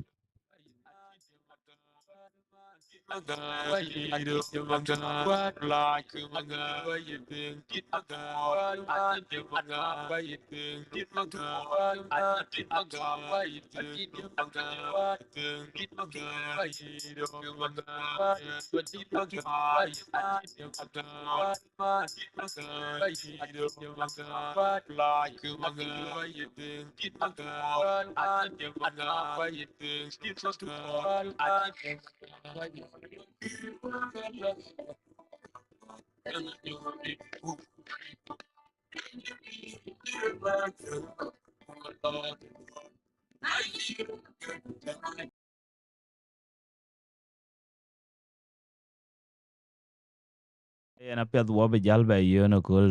Thank you.